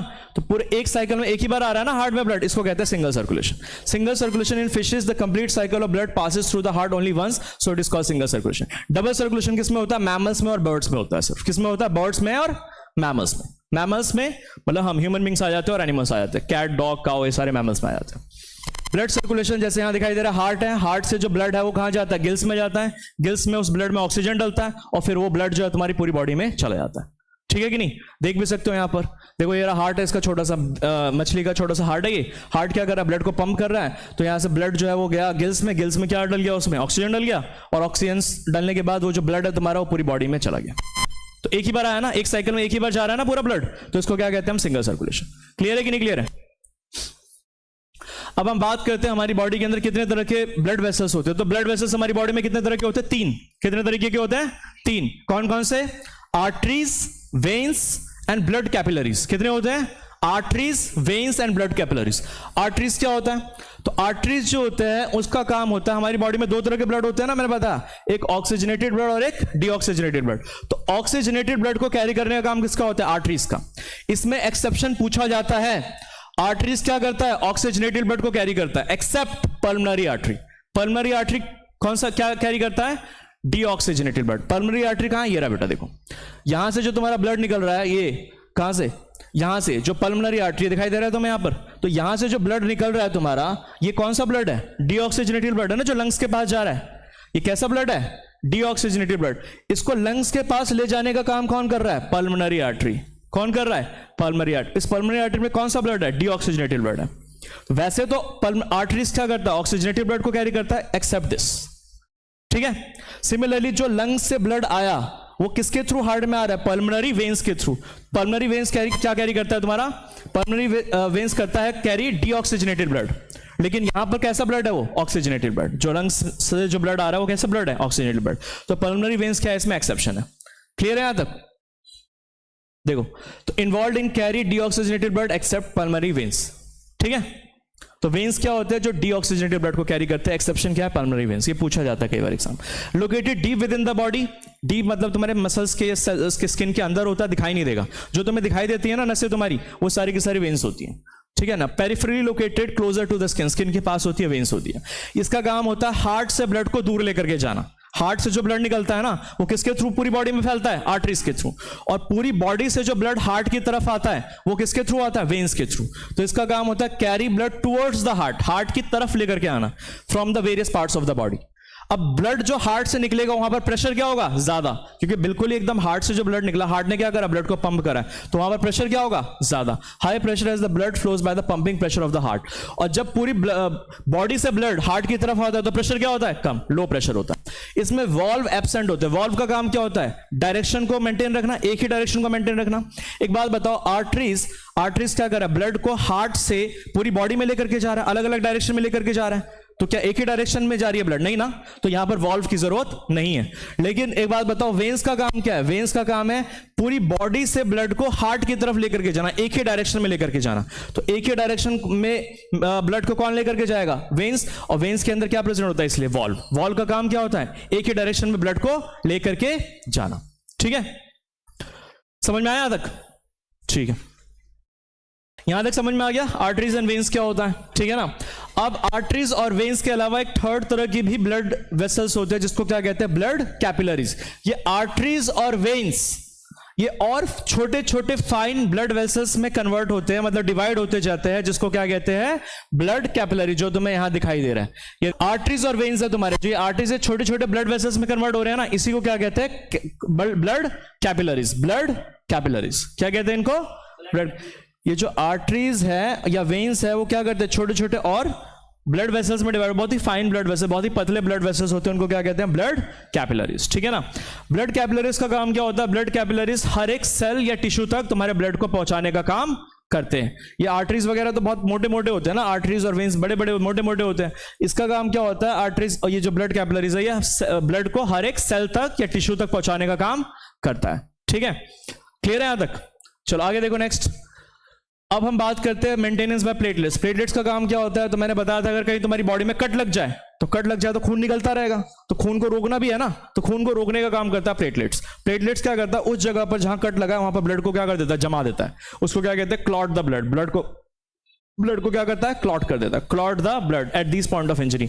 The blood has platelet cell which circulates around the body और plug the leaks by helping to clot the blood at this points of injury. जहां पर भी तुम्हारी इंजरी होती है वहां पर ब्लड को क्या कर देता है? क्लॉट कर देता है, ताकि ब्लड तुम्हारा बाहर ना निकले। ठीक है, ठीक है। एक बीमारी होती है जिसको कहते हैं हेमोफीलिया। सुना है किसी ने? हेमोफीलिया। हेमोफीलिया में क्या होता है? हेमोफीलिया में जब तुम्हारा कहीं कट लगेगा ना तो खून निकलता ही रहेगा, रुकेगा ही नहीं। हेमोफीलिया कहते हैं उसको, बीमारी होती है इसमें तुम्हारा ब्लड मतलब रुकेगा ही नहीं, निकलता रहेगा, मर जाओगे जल्दी। तो कई लोगों को बीमारी होती है सारी चीजें, ठीक है। अगला देखो लिम्फ और टिश्यू फ्लूइड। लिम्फ और टिश्यू फ्लूइड क्या होता है हमारे पास, अब ध्यान से समझना, ये टॉपिक है बुक में, इसमें डायग्राम अच्छे से नहीं लिखा दे रखा और इसमें इसको अच्छे से एक्सप्लेन भी नहीं कर रखा, तो ये वाला टॉपिक बच्चों को जल्दी समझ नहीं आता, तो इसको समझाने की कोशिश करता हूं मैं। देखो यहां पर ध्यान से, लिम्फ, अच्छा इसी का दूसरा नाम है टिश्यू फ्लूइड। ये क्वेश्चन दो बार आया हुआ है तुम्हारा, 2023 और 24 दोनों में आया हुआ है। एक बार क्वेश्चन पूछ लिया कि लिम्फ का दूसरा नाम क्या है, टिश्यू फ्लूइड। एक बार क्वेश्चन पूछ लिया टिश्यू फ्लूइड का दूसरा नाम क्या है, लिम्फ। ऐसे क्वेश्चन पूछा हुआ है। तो लिम्फ और टिश्यू फ्लूइड क्या होता है, इसको देखो ध्यान से। देखो ये आर्टरीज है, आर्टरीज से ब्लड फ्लो कर रहा है। आर्टरीज जो है फर्दर मैंने बताया था कैपिलरीज में डिवाइड हो जाता है, ये कैपिलरीज है जो दिखाई दे रहे तुम्हें। अब तुम्हें दिखाई दे रहा है ये जो कैपिलरीज है तुम्हारे, इसमें ब्लड फ्लो कर रहा है, इसमें ब्लड फ्लो कर रहा है, इसमें ब्लड फ्लो कर रहा है, इसमें ब्लड, ये बीच में एक स्पेस बन गया तुम्हारा छोटा सा, है ना। ये तुम्हारे क्या है, सेल्स है बॉडी के क्या है, सेल्स है। ये व्हाइट वाला स्पेस दिखाई दे रहा है, ये व्हाइट वाला स्पेस, ये खाली स्पेस है। क्या ये खाली स्पेस, इसको कहते हैं इंटरसेलुलर स्पेसिस। क्या कहते हैं इसको, इंटरसेलुलर स्पेसिस। क्या कहते हैं इसको, इंटरसेलुलर स्पेसिस। तो ये जो इंटरसेलुलर स्पेसिस होते हैं, कई बार क्या होता है, इनके जो वॉल्स होते हैं ना, वॉल्स, इनके कैपिलरीज के जो वॉल्स होते हैं ना, इनमें छोटे छोटे क्या होते हैं, होल्स होते हैं। क्या होते हैं, होल्स। इन होल्स से क्या होता है, ब्लड के कुछ पार्ट है ना, ब्लड के कुछ पार्ट निकल करके इन इंटरसेलुलर स्पेसिस में क्या हो जाते हैं, इकट्ठे हो जाते हैं। क्या हो जाते हैं, इकट्ठे। इसी पार्ट को क्या कहा जाता है, लिम्फ या फिर टिश्यू फ्लूइड। यहां पर ब्लड के कुछ पार्ट इकट्ठे होकर के जो स्पेस है, ये सेल्स है तुम्हारे बॉडी सेल्स है, तो यहां पर कुछ पार्ट क्या हो जाते हैं, इकट्ठे हो जाते हैं, किसके, ब्लड के। तो उसी ब्लड को क्या बोला जाता है, लिम्फ या फिर टिश्यू फ्लूइड। अब ये लिम्फ क्या, इसमें कौन कौन से पार्ट निकल जाते हैं, तो ब्लड में होता है तुम्हारा प्लाज्मा, आरबीसी, डब्ल्यूबीसी, प्लेटलेट्स, और भी बहुत सारी चीजें होती है, लाइक प्रोटीन होता है, प्रोटीन भी तुम्हारा ब्लड में ही होता है, प्रोटीन्स हो गया, कुछ हार्मोन्स हो गए, है ना। ये तो लगभग ये सारी, सॉल्ट्स हो गया, सॉल्ट्स जो तुम्हारे डिसॉल्व फॉर्म में ब्लड में ट्रेवल करते हैं, तो लगभग सारी चीजें निकल जाती है। आरबीसी नहीं निकल पाता। आरबीसी इस वजह से नहीं निकल पाता क्योंकि रेड ब्लड सेल का जो साइज होता है वो क्या होता है, बड़ा होता है, तो वो क्या होता है, इन छोटे से होल से नहीं निकल पाता। तो लगभग plasma, WBC, platelets, proteins, hormones, salts, ये सारे निकल जाते हैं। अब आरबीसी ना होने की वजह से, इन प्लाज्मा में आरबीसी ना होने की वजह से इन लिम्फ का जो कलर होता है ना बेटा, वो कलरलेस होता है। क्या होता है, कलरलेस, एक तरह से व्हाइट या ट्रांसपेरेंट फ्लूइड होता है। क्या होता है, ट्रांसपेरेंट फ्लूइड। क्योंकि अगर आरबीसी आ जाता, आरबीसी तो तुम्हारे ब्लड को रेड कलर देता है, अगर आरबीसी नहीं होगा तो कलर ट्रांसपेरेंट होगा, कलरलेस होगा। समझ में आया कि नहीं आया? तो यहां पर क्या होता है तुम्हारे, वो इकट्ठे हो जाते हैं और इसी को क्या बोला जाता है, लिम्फ। क्या बोला जाता है, लिम्फ। अब इसका काम क्या होता है, जैसे सपोज बॉडी, ये सेल्स है तुम्हारे, इन्हीं सेल्स में क्या होता है, वो रिएक्शन होता है, ग्लूकोज प्लस समथिंग्स ऑक्सीजन के साथ रिएक्ट करके क्या बनाता है, कार्बन डाइऑक्साइड, वाटर और एनर्जी सब बनाता है ना। तो होता क्या है, ध्यान से सुनना, जो यहां रेस्पिरेशन वाला रिएक्शन होता है सेल्स के अंदर, उससे जो प्रोडक्ट बनता है तुम्हारा, लाइक कार्बन डाइऑक्साइड बना, ये क्या बना, कार्बन डाइऑक्साइड बना। सुनो ध्यान से, कार्बन डाइऑक्साइड बना, है ना। वो कार्बन डाइऑक्साइड जो बनाता है ना, वो कहां चला जाता है, लिम्फ में। कहां चला जाता है, या फैट्स वगैरह बना, फैट्स बना, क्या बनाया उसने, कोई फैट्स बनाया या फिर कुछ प्रोटीन बनाया, वो कहां चला जाता है, लिम्फ में। और लिम्फ से वापस कहां चला जाता है, ब्लड में। कहां चला जाता है, ब्लड में। तो सेल्स ने जो भी सेल्स के जो तुम्हारे कुछ ऐसी चीजें जो लाइक फैट्स वगैरह हो गया, इंटेस्टाइन के अंदर तुम्हारा फूड एब्जॉर्ब होता है कि नहीं होता। तो इंटेस्टाइन के अंदर जो तुम्हारा फूड एब्जॉर्ब होता है, कई बार इंटेस्टाइन के अंदर विलाई क्या करता है, फूड को एब्जॉर्ब करता है। तो कई बार क्या होता है, वो ब्लड तक नहीं पहुंच पाता वो फूड। तो क्या होता है, वो जो फूड है तुम्हारा, उसके अंदर जो फैट्स वगैरह है, वो कहां इकट्ठे हो जाते हैं, सारे लिम्फ में। और लिम्फ से कहां चला जाता है, वापस से ब्लड में। समझ में आया कि नहीं आया? तो ये क्या करता है, ब्लड के अंदर वापस से, ये देखो लास्ट में इसके फंक्शंस लिखे हुए हैं, देखो पहले इसको पढ़ लो। Through the pores present in the walls of the capillary some amount of plasma, proteins और कुछ ब्लड सेल्स एस्केप हो जाते हैं, बाहर निकल जाते हैं, और क्या बनाते हैं, lymph, into the intercellular spaces in the tissue to form the tissue fluid या फिर lymph।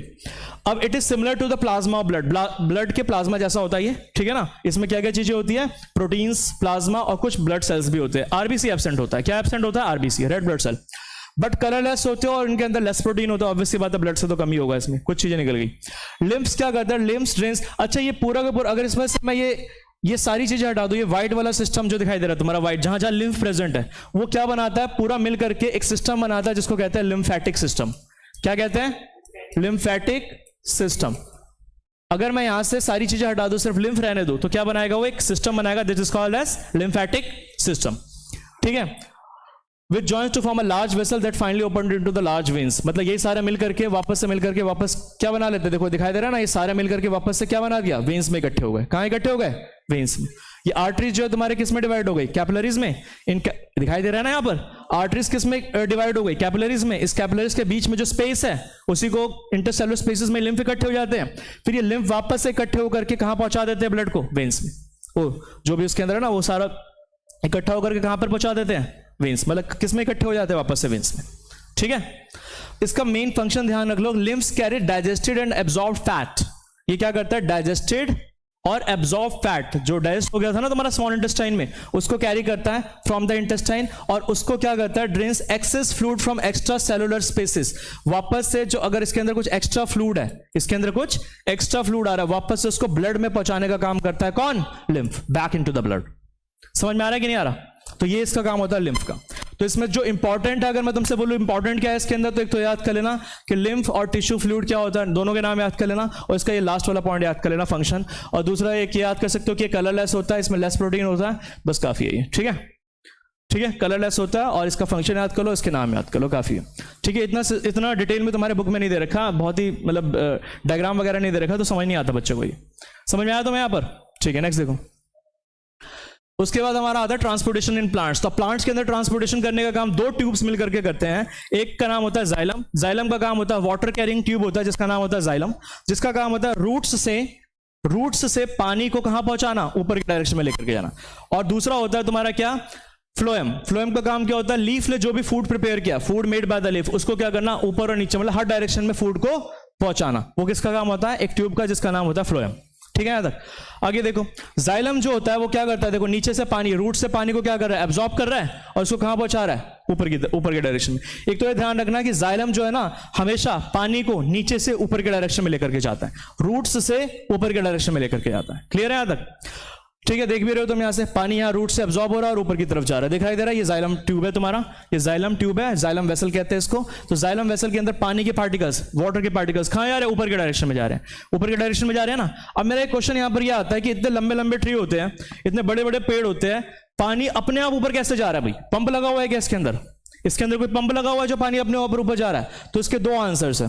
पानी ऊपर ले जाने के लिए दो फोर्सेस या दो फिनोमिनाज रिस्पॉन्सिबल होते हैं। कौन कौन से है वो? The one is called osmotic pressure. क्या कहते हैं उसको? Osmotic pressure. अब ऑस्मोटिक प्रेशर समझना क्या होता है, समझना ध्यान से। होता क्या है, रूट्स में एट द रूट्स। अच्छा, इसमें ध्यान रखना, जाइलम टिश्यूज में वेसल्स और tracheids of the roots, stems and leaves, ये वेसल्स और ट्रैकियार्ड्स एक के ऊपर एक कनेक्टेड होते हैं और क्या बनाते हैं, पूरा जाइलम ट्यूब बनाते हैं। क्या बनाते हैं? Xylem tube. जैसे एक के ऊपर एक तुमने पाइप लगा दी मान लेते हैं, और वो सारे मिलकर के क्या बनाएंगे, जाइलम ट्यूब। समझ में आ रहा है? ऐसे एक पाइप, फिर इसके ऊपर एक पाइप, ऐसे ऐसे ऐसे करके पूरा क्या बनाएंगे, एक ट्यूब बनाएंगे। क्लियर है? अब होता क्या, रूट्स के अंदर क्या होता है, जो सेल्स कॉन्टेक्ट में होते हैं किसके, सॉइल्स के साथ, वो सॉइल से क्या कर लेते हैं, आयंस ले लेते हैं। रूट्स क्या कर लेते हैं, सॉइल से आयंस ले लेते हैं। क्या ले लेते हैं? आयंस। जिसकी वजह से क्या होता है, जो तुम्हारा पेड़ है उसके रूट जो है तुम्हारे, ये रूट्स है, ये रूट्स के अंदर क्या होता है, रूट्स के अंदर आयंस की कंसंट्रेशन क्या हो जाती है, बढ़ जाती है। अब आयंस की कंसंट्रेशन बढ़ने की वजह से वाटर की कंसंट्रेशन इसमें क्या हो जाती है, घट जाती है। ठीक है, इसमें जैसे पानी के अंदर, अगर तुम पानी के अंदर, एक बात बताओ, एक गिलास पानी है तुम्हारे पास, उसमें तुम ज्यादा से ज्यादा नमक घोलोगे तो पानी की कंसंट्रेशन घटेगी नहीं, सॉल्ट की कंसंट्रेशन बढ़ गई और पानी की कंसंट्रेशन क्या हो गई, घट गई। अगर तुम पानी, एक गिलास पानी के अंदर 1 चम्मच तुमने नमक डाला तो कुछ पानी ज्यादा लगेगा तुम्हें, है ना, नमक कम लगेगा। 2 चम्मच डाला, 3 चम्मच डाला, तो तुम्हें क्या दिखाई दे रहा है, सॉल्ट की कंसंट्रेशन तो बढ़ रही है लेकिन पानी की कंसंट्रेशन क्या हो रही है, घट रही है। सिमिलरली रूट्स के अंदर क्या होता है, रूट्स के अंदर जो ये रूट्स है ना तुम्हारे, सॉइल से क्या लेते हैं, आयंस को एब्जॉर्ब कर लेते हैं। क्या कर लेते हैं, आयंस को एब्जॉर्ब, आयंस को क्या कर लेते हैं, एब्जॉर्ब कर लेते हैं, जिसकी वजह से रूट्स के अंदर आयंस की कंसंट्रेशन क्या हो जाती है, बढ़ जाती है, और वाटर की कंसंट्रेशन क्या हो जाती है, घट जाती है। अब बाहर जो तुम्हारे सॉइल के पार्टिकल्स है उनमें वाटर ज्यादा है, इनमें वाटर कम है, तो क्या होता है, वाटर तुम्हारा बाहर से सॉइल से कहां चला जाता है, रूट्स के अंदर। कहां चला जाता है, सॉइल से रूट्स में। वही लिखा, ये आया हुआ question, this creates a difference in the concentration of these ions between the roots and the soil. Roots और सॉइल में कंसंट्रेशन का डिफरेंस हो जाता है, जिसकी वजह से क्या होता है, वाटर जो है वो मूव करता है into the root to from the soil to eliminate this difference. इस डिफरेंस को खत्म करने के लिए वाटर जो है तुम्हारा बाहर से सॉइल से रूट में मूव करता है और ऊपर की तरफ जाता है। कंसंट्रेशन डिफरेंस एकदम तेजी से आएगा प्रेशर से, और प्रेशर से फिर ऊपर की डायरेक्शन में जाएगा। समझ में आया? इसको कहते हैं ऑस्मोटिक प्रेशर। इस फिनोमेना को बोला जाता है बेटा ऑस्मोसिस। क्या बोला जाता है, osmosis. The movement of water from a region of high water concentration to a region of low water concentration is called osmosis. और ये जो मूवमेंट हो रही है जिस प्रेशर डिफरेंस की वजह से हो रही है उसको कहते हैं ऑस्मोटिक प्रेशर. क्या कहते हैं उसको? Osmotic pressure. समझ में आया कि नहीं आया? अब provided that the plant has adequate supply of water, plant को पानी मिलता रहे तो ये तुम्हारा the water which is lost through the stomata is replaced by water from the xylem vessel and the leaf. अब होता क्या है, अब इसको ऊपर ले जाने का काम कौन करता है? इससे ये हो गया कि रूट्स के अंदर पानी आ गया. अब पानी ऊपर तक कैसे जाएगा? तो ध्यान से समझना, इसमें क्या होता है, एक सक्शन क्रिएट होता है. जैसे जो भी तुम्हारा पानी इसने एब्जॉर्ब किया, रूट्स ने क्या करा, एब्जॉर्ब करा, वो सारा का सारा पानी जो है ना स्टोमाटा के थ्रू लॉस्ट भी होता रहता है. तो एक सक्शन क्रिएट हो जाता है. सपोज तुम एक पाइप के अंदर ऐसे सक करते हो, खींचते हो, तो पानी नीचे से ऊपर की तरफ आएगा कि नहीं आएगा? तो सिमिलरली यहां पर क्या होता है, यहां पर क्या होता है, जो भी तुम्हारा ये रूट्स जो पानी एब्जॉर्ब कर रही है ना, वो ऊपर से स्टोमाटा के थ्रू, लीव्स में जो स्टोमाटा होता है उसके थ्रू लॉस्ट हो रही है. दिखाई दे रही है यहां पर? ये देखो, रूट से पानी गई और ये पानी जा करके यहां से लॉस्ट हो रही है. एक तरह से सक्शन क्रिएट हो रहा है यहां पर. ठीक है, क्या क्रिएट हो रहा है? सक्शन. तो सक्शन क्रिएट हो रहा है जिसकी वजह से पानी नीचे से ऊपर की तरफ जा रहा है. इसको कहते हैं ट्रांसपिरेशनल पुल. क्या कहते हैं इसको? Transpiration pull. क्योंकि इस प्रोसेस को क्या बोला जाता है? ट्रांसपिरेशन. क्या बोला जाता है? ट्रांसपिरेशन. दिखाई दे रहा है ना सभी को? इस प्रोसेस को क्या बोला जाता है? ट्रांसपिरेशन. जो पानी के पार्टिकल से ऊपर से आकर के लीव्स के थ्रू वाटर वेपर की फॉर्म में प्लांट से बाहर निकल रहे हैं, जिसकी वजह से एक सक्शन क्रिएट हो रहा है, जिसकी वजह से पानी नीचे से ऊपर की तरफ जा रहा है. इस प्रोसेस को ट्रांसपिरेशन कहते हैं. The loss of water from the leaves और from the stomata in the form of water vapour is called transpiration. और ये ट्रांसपिरेशन क्या कर रहा है? पुल क्रिएट कर रहा है, जिसकी वजह से पानी नीचे से ऊपर की तरफ जा रहा है. This is called transpiration pull. Clear है यहां तक? ठीक है, आगे देखो. तो यही था तुम्हारा कि पानी जो है कौन कैरी करता है? वाटर एंड मिनरल्स कौन कैरी करता है? जाइलम ट्यूब करता है. और कौन से दो प्रेशर्स की वजह से करता है? एक ट्रांसपिरेशन पुल और दूसरा क्या था हमारे पास? Osmotic pressure. एक और ध्यान रखना कि ये जो तुम्हारा पानी जाइलम के अंदर ऊपर की तरफ जा रहा है, इससे होता क्या? प्लांट्स की बॉडी का जो टेम्परेचर है ना वो रेगुलेट करता है. पानी अगर तुम्हारी बॉडी में हर जगह होगा तो तुम्हारी बॉडी टेम्परेचर सही रहेगी ना. तो इसका काम क्या होता है? It also helps in temperature regulation. Temperature को क्या करता है? रेगुलेट करके रखता है प्लांट्स की. ठीक है. The effect of root. अब एक और भी चीज आती है. एक बात बताओ, रात के टाइम पे ध्यान से सुनना, रात के टाइम पे जो तुम्हारा स्टोमाटा है ना, इसका लीव्स का जो स्टोमाटा है ना, बेटा वो क्लोज हो जाता है. रात के टाइम पे जो तुम्हारा स्टोमाटा है ना, रात के टाइम पे जो स्टोमाटा है ना वो क्लोज हो जाता है. क्यों क्लोज हो जाता है? रात के टाइम पे फोटोसिंथेसिस नहीं चल रहा होता और इसको डर होता है प्लांट्स को कि रात के टाइम, अब क्यों? क्योंकि इसके अंदर पानी जो होगा वो तो लिमिटेड अमाउंट में होगा. अगर रात के टाइम पे भी सारा पानी अगर लॉस्ट होता रहे, तो फिर क्या होगा? इसके बॉडी के अंदर पानी की कमी हो जाएगी. तो रात के टाइम पे क्या होता है? इसको रात के टाइम पे तो CO2 नहीं चाहिए होता, बाहर से CO2 नहीं चाहिए होता, बिकॉज फोटोसिंथेसिस नहीं कर रहा होता. तो रात के टाइम पे प्लांट्स क्या कर लेता है? अपना स्टोमाटा को क्या कर लेता है? क्लोज कर लेता है. अब क्लोज कर लेता है तो ट्रांसपिरेशन वाला नहीं हो पाएगा, ट्रांसपिरेशन पुल वाला इफेक्ट नहीं हो पाएगा. और नहीं हो पाएगा, लेकिन पानी को तो फिर भी ऊपर तक लेकर के जाना है ना. तो रात के टाइम पे जो ऑस्मोटिक प्रेशर है ना, जो मैंने बताया था ऑस्मोसिस या ऑस्मोटिक प्रेशर, ये जो होता है एक मेजर फोर्स होता है पानी को ऊपर तक ले जाने के लिए रात के टाइम पे. ठीक है. और दिन के टाइम पे दोनों ही होते हैं. ट्रांसपिरेशन पुल भी पानी को ऊपर ले जाता है और ऑस्मोटिक प्रेशर भी पानी को ऊपर ले जाने में हेल्प करता है. कुछ आया समझ में? तो वही लिखा हुआ है, during the day when the stomata are open, transpiration pull जो होता है वो मेजर ड्राइविंग फोर्स होता है पानी को ऊपर ले जाने के लिए. दिन के टाइम पे तो ट्रांसपिरेशन चल रहा होता है ना, स्टोमाटा ओपन होता है, तो ट्रांसपिरेशन पुल जो होता है वो मेजर ड्राइविंग फोर्स होता है वाटर को मूव करने के लिए ऊपर तक. लेकिन रात के टाइम पे क्या होता है? The effect of root pressure in transport of water is more important at night. जो रूट का जो प्रेशर है, इसको ऑस्मोटिक प्रेशर कह रहा हूं मैं, रूट प्रेशर भी कह सकते हो. रूट का जो प्रेशर है पानी को ऊपर ले जाने के लिए वो ज्यादा इफेक्टिव होता है. कहां पर? रात में, क्योंकि रात में ट्रांसपिरेशन नहीं चल रहा होता. समझ में आया कि नहीं आया? तो रात के टाइम पे, नाइट में तुम्हारे पास रूट प्रेशर ज्यादा इफेक्टिव होता है और दिन के टाइम पे तुम्हारे पास क्या होता है? Transpiration pull major driving force होता है, ट्रांसपिरेशन पुल. क्लियर है यहां तक? ठीक है, आगे देखो. ये देख लिया ना ट्रांसपिरेशन पुल क्या होता है. ठीक है. Transport of food and other substances. तो फूड को ट्रांसपोर्ट करने के लिए प्लांट्स के अंदर कौन सा मैकेनिज्म होता है? कौन सा ट्यूब होता है? फ्लोएम. क्या होता है हमारे पास? इनके पास फ्लोएम, सीव ट्यूब, फ्लोएम होता है. तो इसका काम क्या होता है? पहली बात तो ध्यान रखना कि जो फूड को ट्रांसपोर्ट किया जाता है ना प्लांट्स के लिए, तो उसके लिए एक वर्ड होता है which is called as translocation. क्या कहते हैं उसको? Translocation. This transport of soluble products of photosynthesis, जो भी प्लांट्स ने फूड बनाया फोटोसिंथेसिस प्रोसेस के थ्रू, उसको एक पार्ट से दूसरे पार्ट तक पहुंचाने के प्रोसेस को बोलते हैं ट्रांसलोकेशन. क्या बोलते हैं? ट्रांसलोकेशन. और एक इसमें होता है फ्लोएम में होता है. ठीक है. अब ये कैसे ट्रैवल करता है, कैसे मूव करता है, ध्यान रखना। तो इसमें दो सेल्स, जो तुमने पढ़ा होगा कि जाइलम जो होता है तुम्हारे पास, फ्लोएम जो होता है हमारे पास, एक टिश्यू होता है जो 4 तरह के सेल से मिलकर के बनता है। तो उसमें से ट्रांसलोकेशन में हेल्प कौन करता है? तो translocation of food and other substances takes place in the sieve tubes. किसमें? सीव ट्यूब से। जो तुम्हें ट्यूब दिखाई दे रही है ना, इसी को क्या बोला जाता है? Sieve tube. दिखाई दे रहा है ये सीव ट्यूब, क्या कहते हैं इसको? Sieve tubes. और ये किसकी हेल्प से? With the help of adjacent companion cells. Sieve tubes में एक्चुअली तुम्हारा क्या होता है? ट्रांसलोकेशन होता है, और उसमें ट्रांसपोर्टेशन का या ट्रांसलोकेशन के लिए हेल्प कौन करता है? Companion cells. कौन हेल्प करता है? Companion cells. तुमने पढ़ा होगा फ्लोएम जो है तुम्हारे 4 सेल से मिलकर के बनता है। 4 में से 3 सेल्स जो होते हैं तुम्हारे क्या होते हैं? लिविंग होते हैं। 3 सेल क्या होते हैं? लिविंग होते हैं, और एक क्या होता है? डेड होता है। ठीक है ना। लेकिन अगर तुम जाइलम का देखो तो उल्टा होता है। 3 जो होते हैं इसमें डेड होते हैं, ये भी 4 सेल से मिलकर के बनता है, और एक क्या होता है? लिविंग होता है। तो इसके अंदर अभी इसके मोस्ट ऑफ द सेल्स क्या है? डेड है। तो पानी अपने आप ही ऊपर जा नहीं सकता। तो इसमें तुम क्या करते हो? फिजिक्स का एक फिनोमेना यूज होता है जो हम पढ़ चुके हैं, ट्रांसपिरेशन, पुल और ऑस्मोटिक प्रेशर, जिसकी वजह से क्या होता है? या रूट प्रेशर, जिसकी वजह से पानी ऊपर की तरफ जाता है। लेकिन इस वाले में फ्लोएम के अंदर किसको? फूड को ट्रांसपोर्ट करने का काम, ट्रांसलोकेट करने का काम किसका होता है? इन्हीं 3 लिविंग सेल जो होते हैं ना, वही क्या करते हैं? फूड को क्या करते हैं? ट्रांसलोकेट करते हैं। जिसमें से कौन कौन से तुम्हारे कौन हेल्प करता है? Companion cells. और ये जो इसके अंदर जो मूवमेंट होती है ना फ्लोएम के अंदर, वो ऊपर भी होती है और नीचे भी होती है। अब इसमें भी मूवमेंट कैसे होती है ये भी समझ लो एक बार। जैसे सपोज तुम्हारा यहाँ लीफ है, इसमें तुम्हारा सुक्रोज बना, बहुत सारा सुक्रोज बना। सुक्रोज का फॉर्मूला क्या होता है? जो भी फूड होता है ना तुम्हारा प्लांट ने बनाया, C12H22O11, ये तुम्हारा सुक्रोज का फॉर्मूला। शुगर केन का जो जूस होता है उसको सुक्रोज कहते हैं। ठीक है। अब ये क्या कर रहा है? जहां पर तुम्हारे पास क्या है? सुक्रोज का कंसंट्रेशन ज्यादा है, और जहां पर उसको पहुंचाना है वहां पर सुक्रोज का कंसंट्रेशन क्या है? कम है। तो क्या करेगा फिर? हाई कंसंट्रेशन से लो कंसंट्रेशन की तरफ तुम्हारा सुक्रोज मूव करता है। और मूव कराने में हेल्प कौन करता है? Companion cells. कौन मूव करता है? Companion cells. मूव एक्चुअली किसमें करता है? सीव ट्यूब्स में। किसमें करता है? सीव ट्यूब्स में। कोई दिक्कत यहां तक? ठीक है। फोटोसिंथेसिस के प्रोडक्ट के अलावा जो फ्लोएम है वो एमिनो एसिड्स। एमिनो एसिड्स क्या होता है? प्रोटीन का सबसे डाइजेस्टेड फॉर्म, उसको क्या कहते हैं? Amino acids. प्रोटीन एक तरह का प्रोटीन होता है, एंड अदर सब्सटेंसेस को भी क्या करता है? मूव करता है। ठीक है।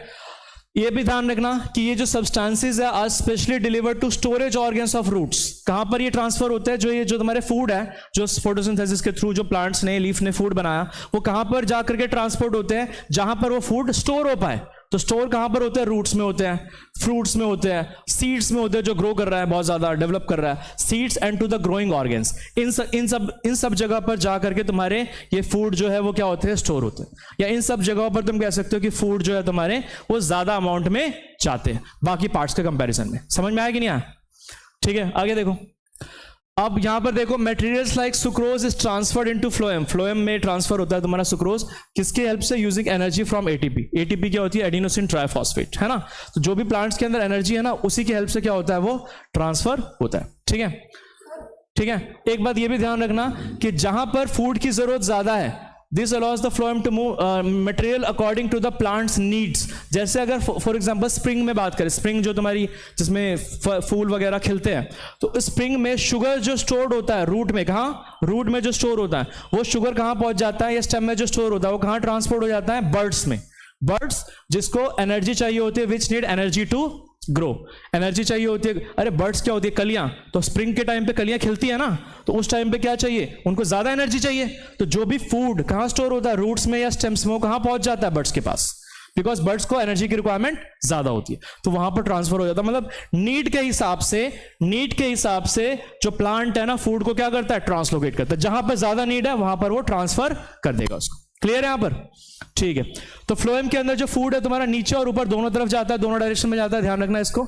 ठीक है ना। और ये बता ही चुका हूं कि यहां पर तुम्हारा फूड ज्यादा है, यहां पर कम है, तो हाई प्रेशर से लो प्रेशर की तरफ तुम्हारा फूड जाएगा। यहां कंसंट्रेशन ज्यादा है फूड का, यहां पर कम है, तो हाई कंसंट्रेशन से लो कंसंट्रेशन की तरफ फूड जाएगा। क्लियर है यहां तक?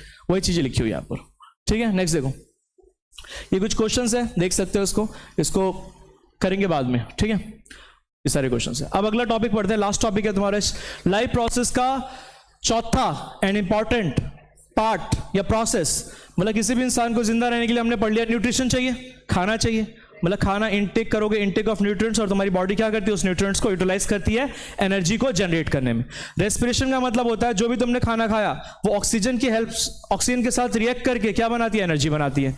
फिर तुम्हारी बॉडी के अंदर मूवमेंट कैसे चलती है, ट्रांसपोर्टेशन, कौन मूवमेंट कराता है, ब्लड। अब तुम्हारी बॉडी में जो तुमने खाना खाया ना, है ना, उस खाने से क्या होता है, वेस्ट भी निकलता है। क्या निकलता है, वेस्ट। और वो वेस्ट कैसा वेस्ट होता है, तो वो वेस्ट होता है तुम्हारा नाइट्रोजीनियस वेस्ट। कैसा वेस्ट होता है, नाइट्रोजीनियस वेस्ट। अब ये नाइट्रोजीनियस वेस्ट बनता किससे है, ये नाइट्रोजीनियस वेस्ट जनरली बनता है तुम्हारा प्रोटीन खाने से। किससे, प्रोटीन। प्रोटीन जो तुम कंज्यूम करते हो ना, तो उस प्रोटीन के अंदर क्या होता है, नाइट्रोजीनियस वेस्ट होता है। ज्यादा अमाउंट में अगर प्रोटीन खाओगे ना, अगर कभी नोटिस करना, कभी तुम दाल बहुत ज्यादा पी रहे हो, है ना, दाल, चिकन या जो भी जिसमें भी प्रोटीन बहुत ज्यादा अमाउंट में होता है, वो तुम ज्यादा खा रहे हो, कंज्यूम कर रहे हो, तो तुम्हारा नाइट्रोजीनियस वेस्ट, यूरिन जो होता है ना, वो उतना येलो कलर का आता है। देखा है, नोटिस किया कभी? तो जितना ज्यादा तुम प्रोटीन कंज्यूम करोगे ना, उतना ज्यादा नाइट्रोजीनियस वेस्ट डेवलप होगा तुम्हारा। और ये नाइट्रोजीनियस वेस्ट, ये कहा, ये जो नाइट्रोजीनियस वेस्ट होता है, ये होता कहां पर है, ब्लड में। कहां होता है ये, ब्लड में। ब्लड ही इसको क्या करता है, ब्लड इस नाइट्रोजीनियस वेस्ट को कहां लेकर के आता है, किडनी के पास। कहां लेकर के आता है, किडनी। इसका शेप दिखाई दे रहा है, कैसा है, इसका शेप दिखाई दे रहा है, राजमा जैसा। इसलिए कहते हैं राजमा खाने से तुम्हारी किडनी सही रहती है, अच्छी रहती है। ठीक है, राजमा। तो कहने का मतलब ये एक्सक्रीशन मतलब तुम्हारी बॉडी, एक्सक्रीशन का मतलब, अच्छा एक तो बच्चे एक्सक्रीशन का मतलब गलत समझते हैं। एक्सक्रीशन का मतलब सॉलिड वेस्ट को रिमूव करना नहीं है, उसको इजेशन कहते हैं। क्या कहते हैं बेटा, इजेशन। इजेशन जो सॉलिड वेस्ट है, सॉलिड वेस्ट है जो सुबह सुबह निकालते हो, इजेशन, उसको इजेशन कहते हैं। एक्सक्रीशन होता है तुम्हारा नाइट्रोजीनियस वेस्ट को रिमूव करना। किसको वेस्ट, कौन से वेस्ट को रिमूव करना, नाइट्रोजीनियस, जो यूरिन के थ्रू निकलता है। ठीक है, जस्ट एज CO2, देखो तुम्हारी बॉडी के अंदर कार्बन डाइऑक्साइड जो है वो रिमूव्ड होता है, is remove from the blood in the lungs. तुम्हारी बॉडी के अंदर, ध्यान से सुनना, हमारी बॉडी के अंदर 3 वेस्ट होते हैं जो हमारी बॉडी से निकलने होते हैं। एक होता है कार्बन डाइऑक्साइड। कार्बन डाइऑक्साइड हमारी बॉडी के अंदर कौन बाहर निकालता है, लंग्स। लंग्स में क्या हुआ, ऑक्सीजन चला गया, और कार्बन डाइऑक्साइड जो हमारी ब्लड के अंदर था वो लंग्स ने उसको बाहर निकाल दिया। तुम्हारी बॉडी के अंदर जो सॉलिड वेस्ट होता है वो तुम्हारी बॉडी के लार्ज इंटेस्टाइन से बाहर निकल जाता है। अब बच गया एक नाइट्रोजीनियस वेस्ट। तो nitrogenous waste such as urea या यूरिक एसिड। यूरिया जो तो जनरली मैमल्स, जो मतलब ह्यूमंस की बात करें तो ह्यूमंस के यूरिन में प्रेजेंट होता है यूरिया। क्या प्रेजेंट होता है, यूरिया का फॉर्मूला भी देख लो, NH2CONH2, ये फॉर्मूला होता है। और इस यूरिया का यूज होता है खाद बनाने में। किसको, फर्टिलाइजर, खाद बनाने में यूरिया का यूज होता है बहुत ज्यादा। ये फॉर्मूला होता है NH2CONH2। Uric acid generally present होता है तुम्हारा जो बर्ड्स जो यूरिन करती है ना, उस यूरिन में क्या प्रेजेंट होता है, यूरिक एसिड। और ये दोनों रिमूव कौन करता है, किडनी। कौन करता है, किडनी। ब्लड में होता है, ब्लड से यूरिन को निकालने का काम या यूरिया को निकालने का काम कौन करता है, kidney. This is called as, इसी को क्या बोलते हैं हम, एक्सक्रीशन। क्या कहते हैं, एक्सक्रीशन। अब हर एक किडनी के अंदर large number of filtration units होते हैं जिसको क्या कहते हैं, नेफ्रॉन। ये रहा नेफ्रॉन का स्ट्रक्चर बन रखा है तुम्हारे सामने, दिखाई दे रहा है। तो ये नेफ्रॉन का स्ट्रक्चर बन रखा है ना, पैक्ड क्लोज टुगेदर। तो ये ध्यान रखना कि किडनी के अंदर भी तुम्हारे ब्लड को फिल्टर करने का काम कौन करता है बेटा, नेफ्रॉन।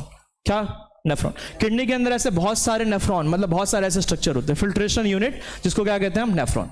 ठीक है, क्लियर है यहां तक? अब देखो इसका काम कैसे होता है, ये ध्यान से समझते हैं इस चीज को।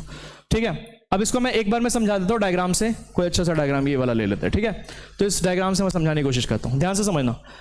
यहाँ देखो, सबसे पहले क्या होता है, जो तुम्हारा ब्लड है ना, वो ब्लड ये दिखा रहा है, रेड वाला ट्यूब दिखाई दे रहा है, रेड वाला ट्यूब।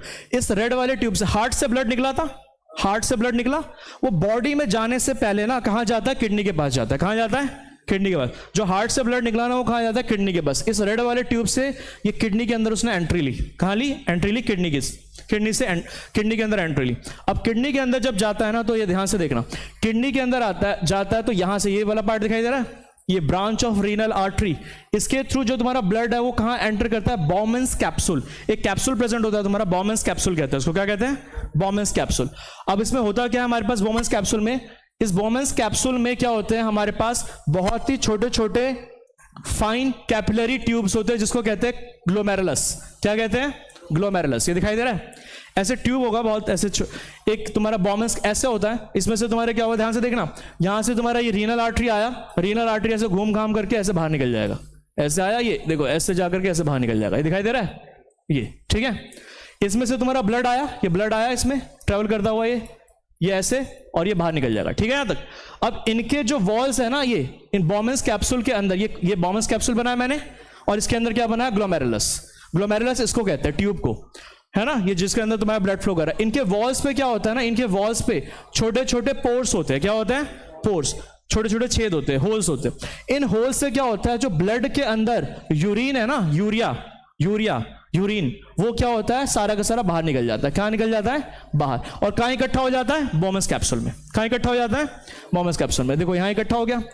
अब ये क्या होता है, अब देखो ये जो ब्लड जो है वो तो इसी ट्यूब से ट्रेवल करता हुआ बाहर निकल गया फिर, और जो तुम्हारा सारा का सारा यूरिन यहाँ इकट्ठा हो गया था बॉमेंस कैप्सूल में, इसमें येलो वाले ट्यूब में, येलो वाले पार्ट में इकट्ठा हो गया था।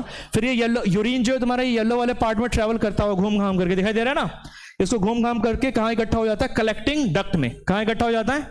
Collecting duct. ऐसे बहुत सारे बॉमेंस कैप्सूल होते हैं, एक नहीं होता, बहुत सारे बॉमेंस कैप्सूल होते हैं। हर एक बॉमेंस कैप्सूल में थोड़ा थोड़ा यूरिन इकट्ठा हुआ, और वो सारे यूरिन कहां इकट्ठा हो जाता है? कलेक्टिंग डक्ट में। और फिर ये कलेक्टिंग डक्ट फिर वापस किसके साथ जुड़ जाता है?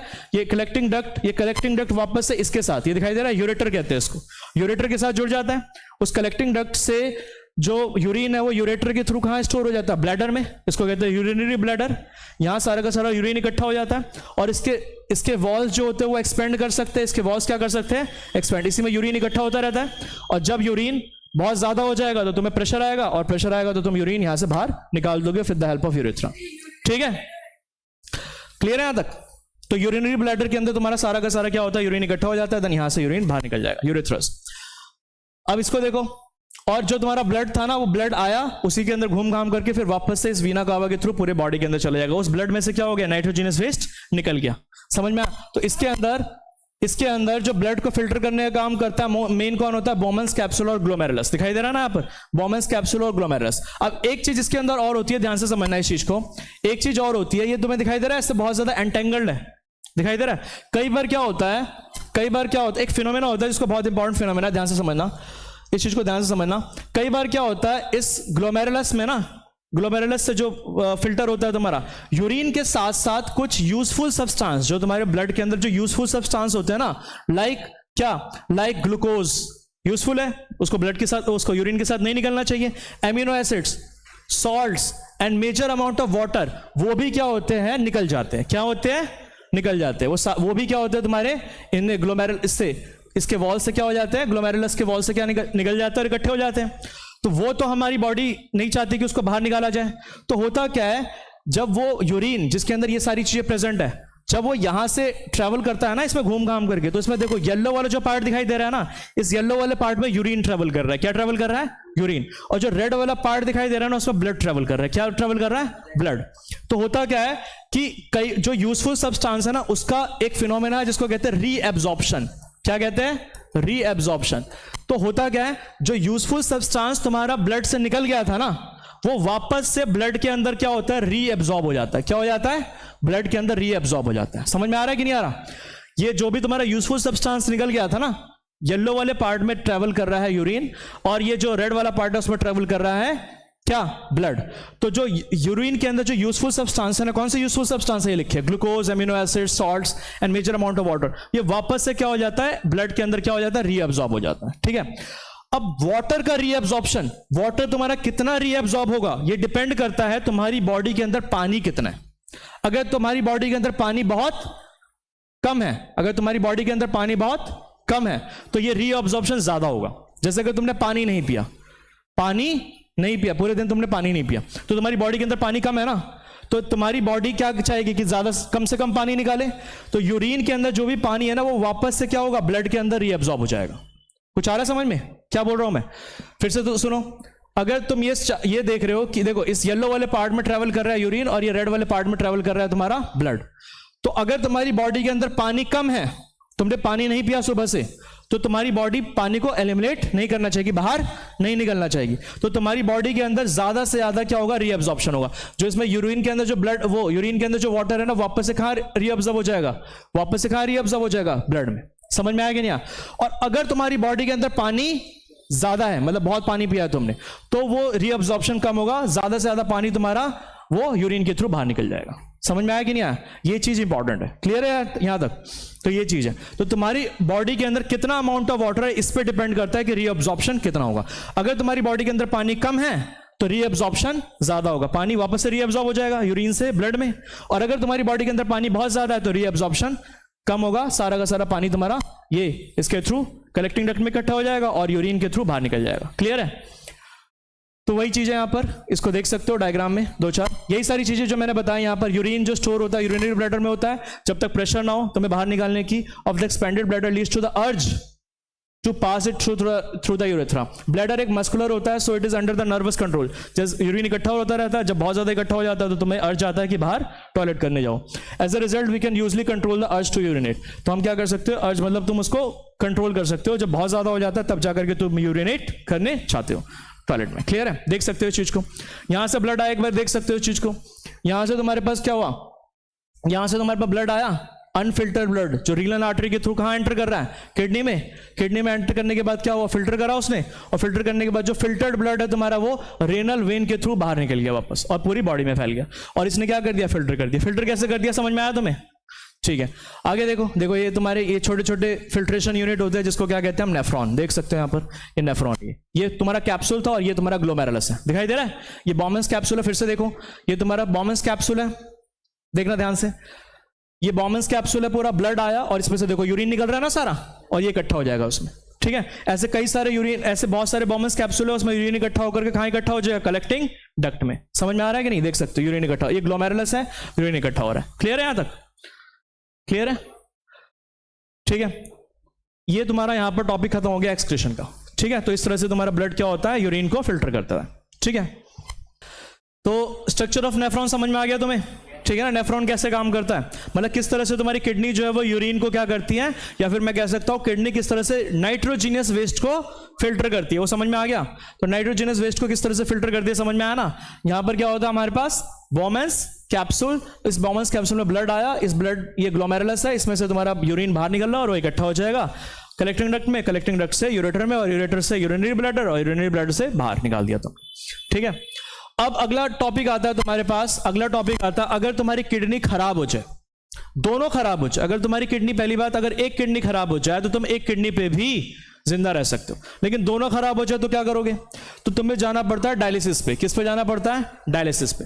अब डायलिसिस क्या होती है, डायलिसिस एक तरह से तुम्हारी ब्लड को फिल्टर करने का आर्टिफिशियल मेथड होता है। क्या होता है, आर्टिफिशियल तरीके से तुम्हारे ब्लड को क्या करा जाता है, फिल्टर करा जाता है। किडनी क्या करती है, हमारे ब्लड को फिल्टर ही करती है ना।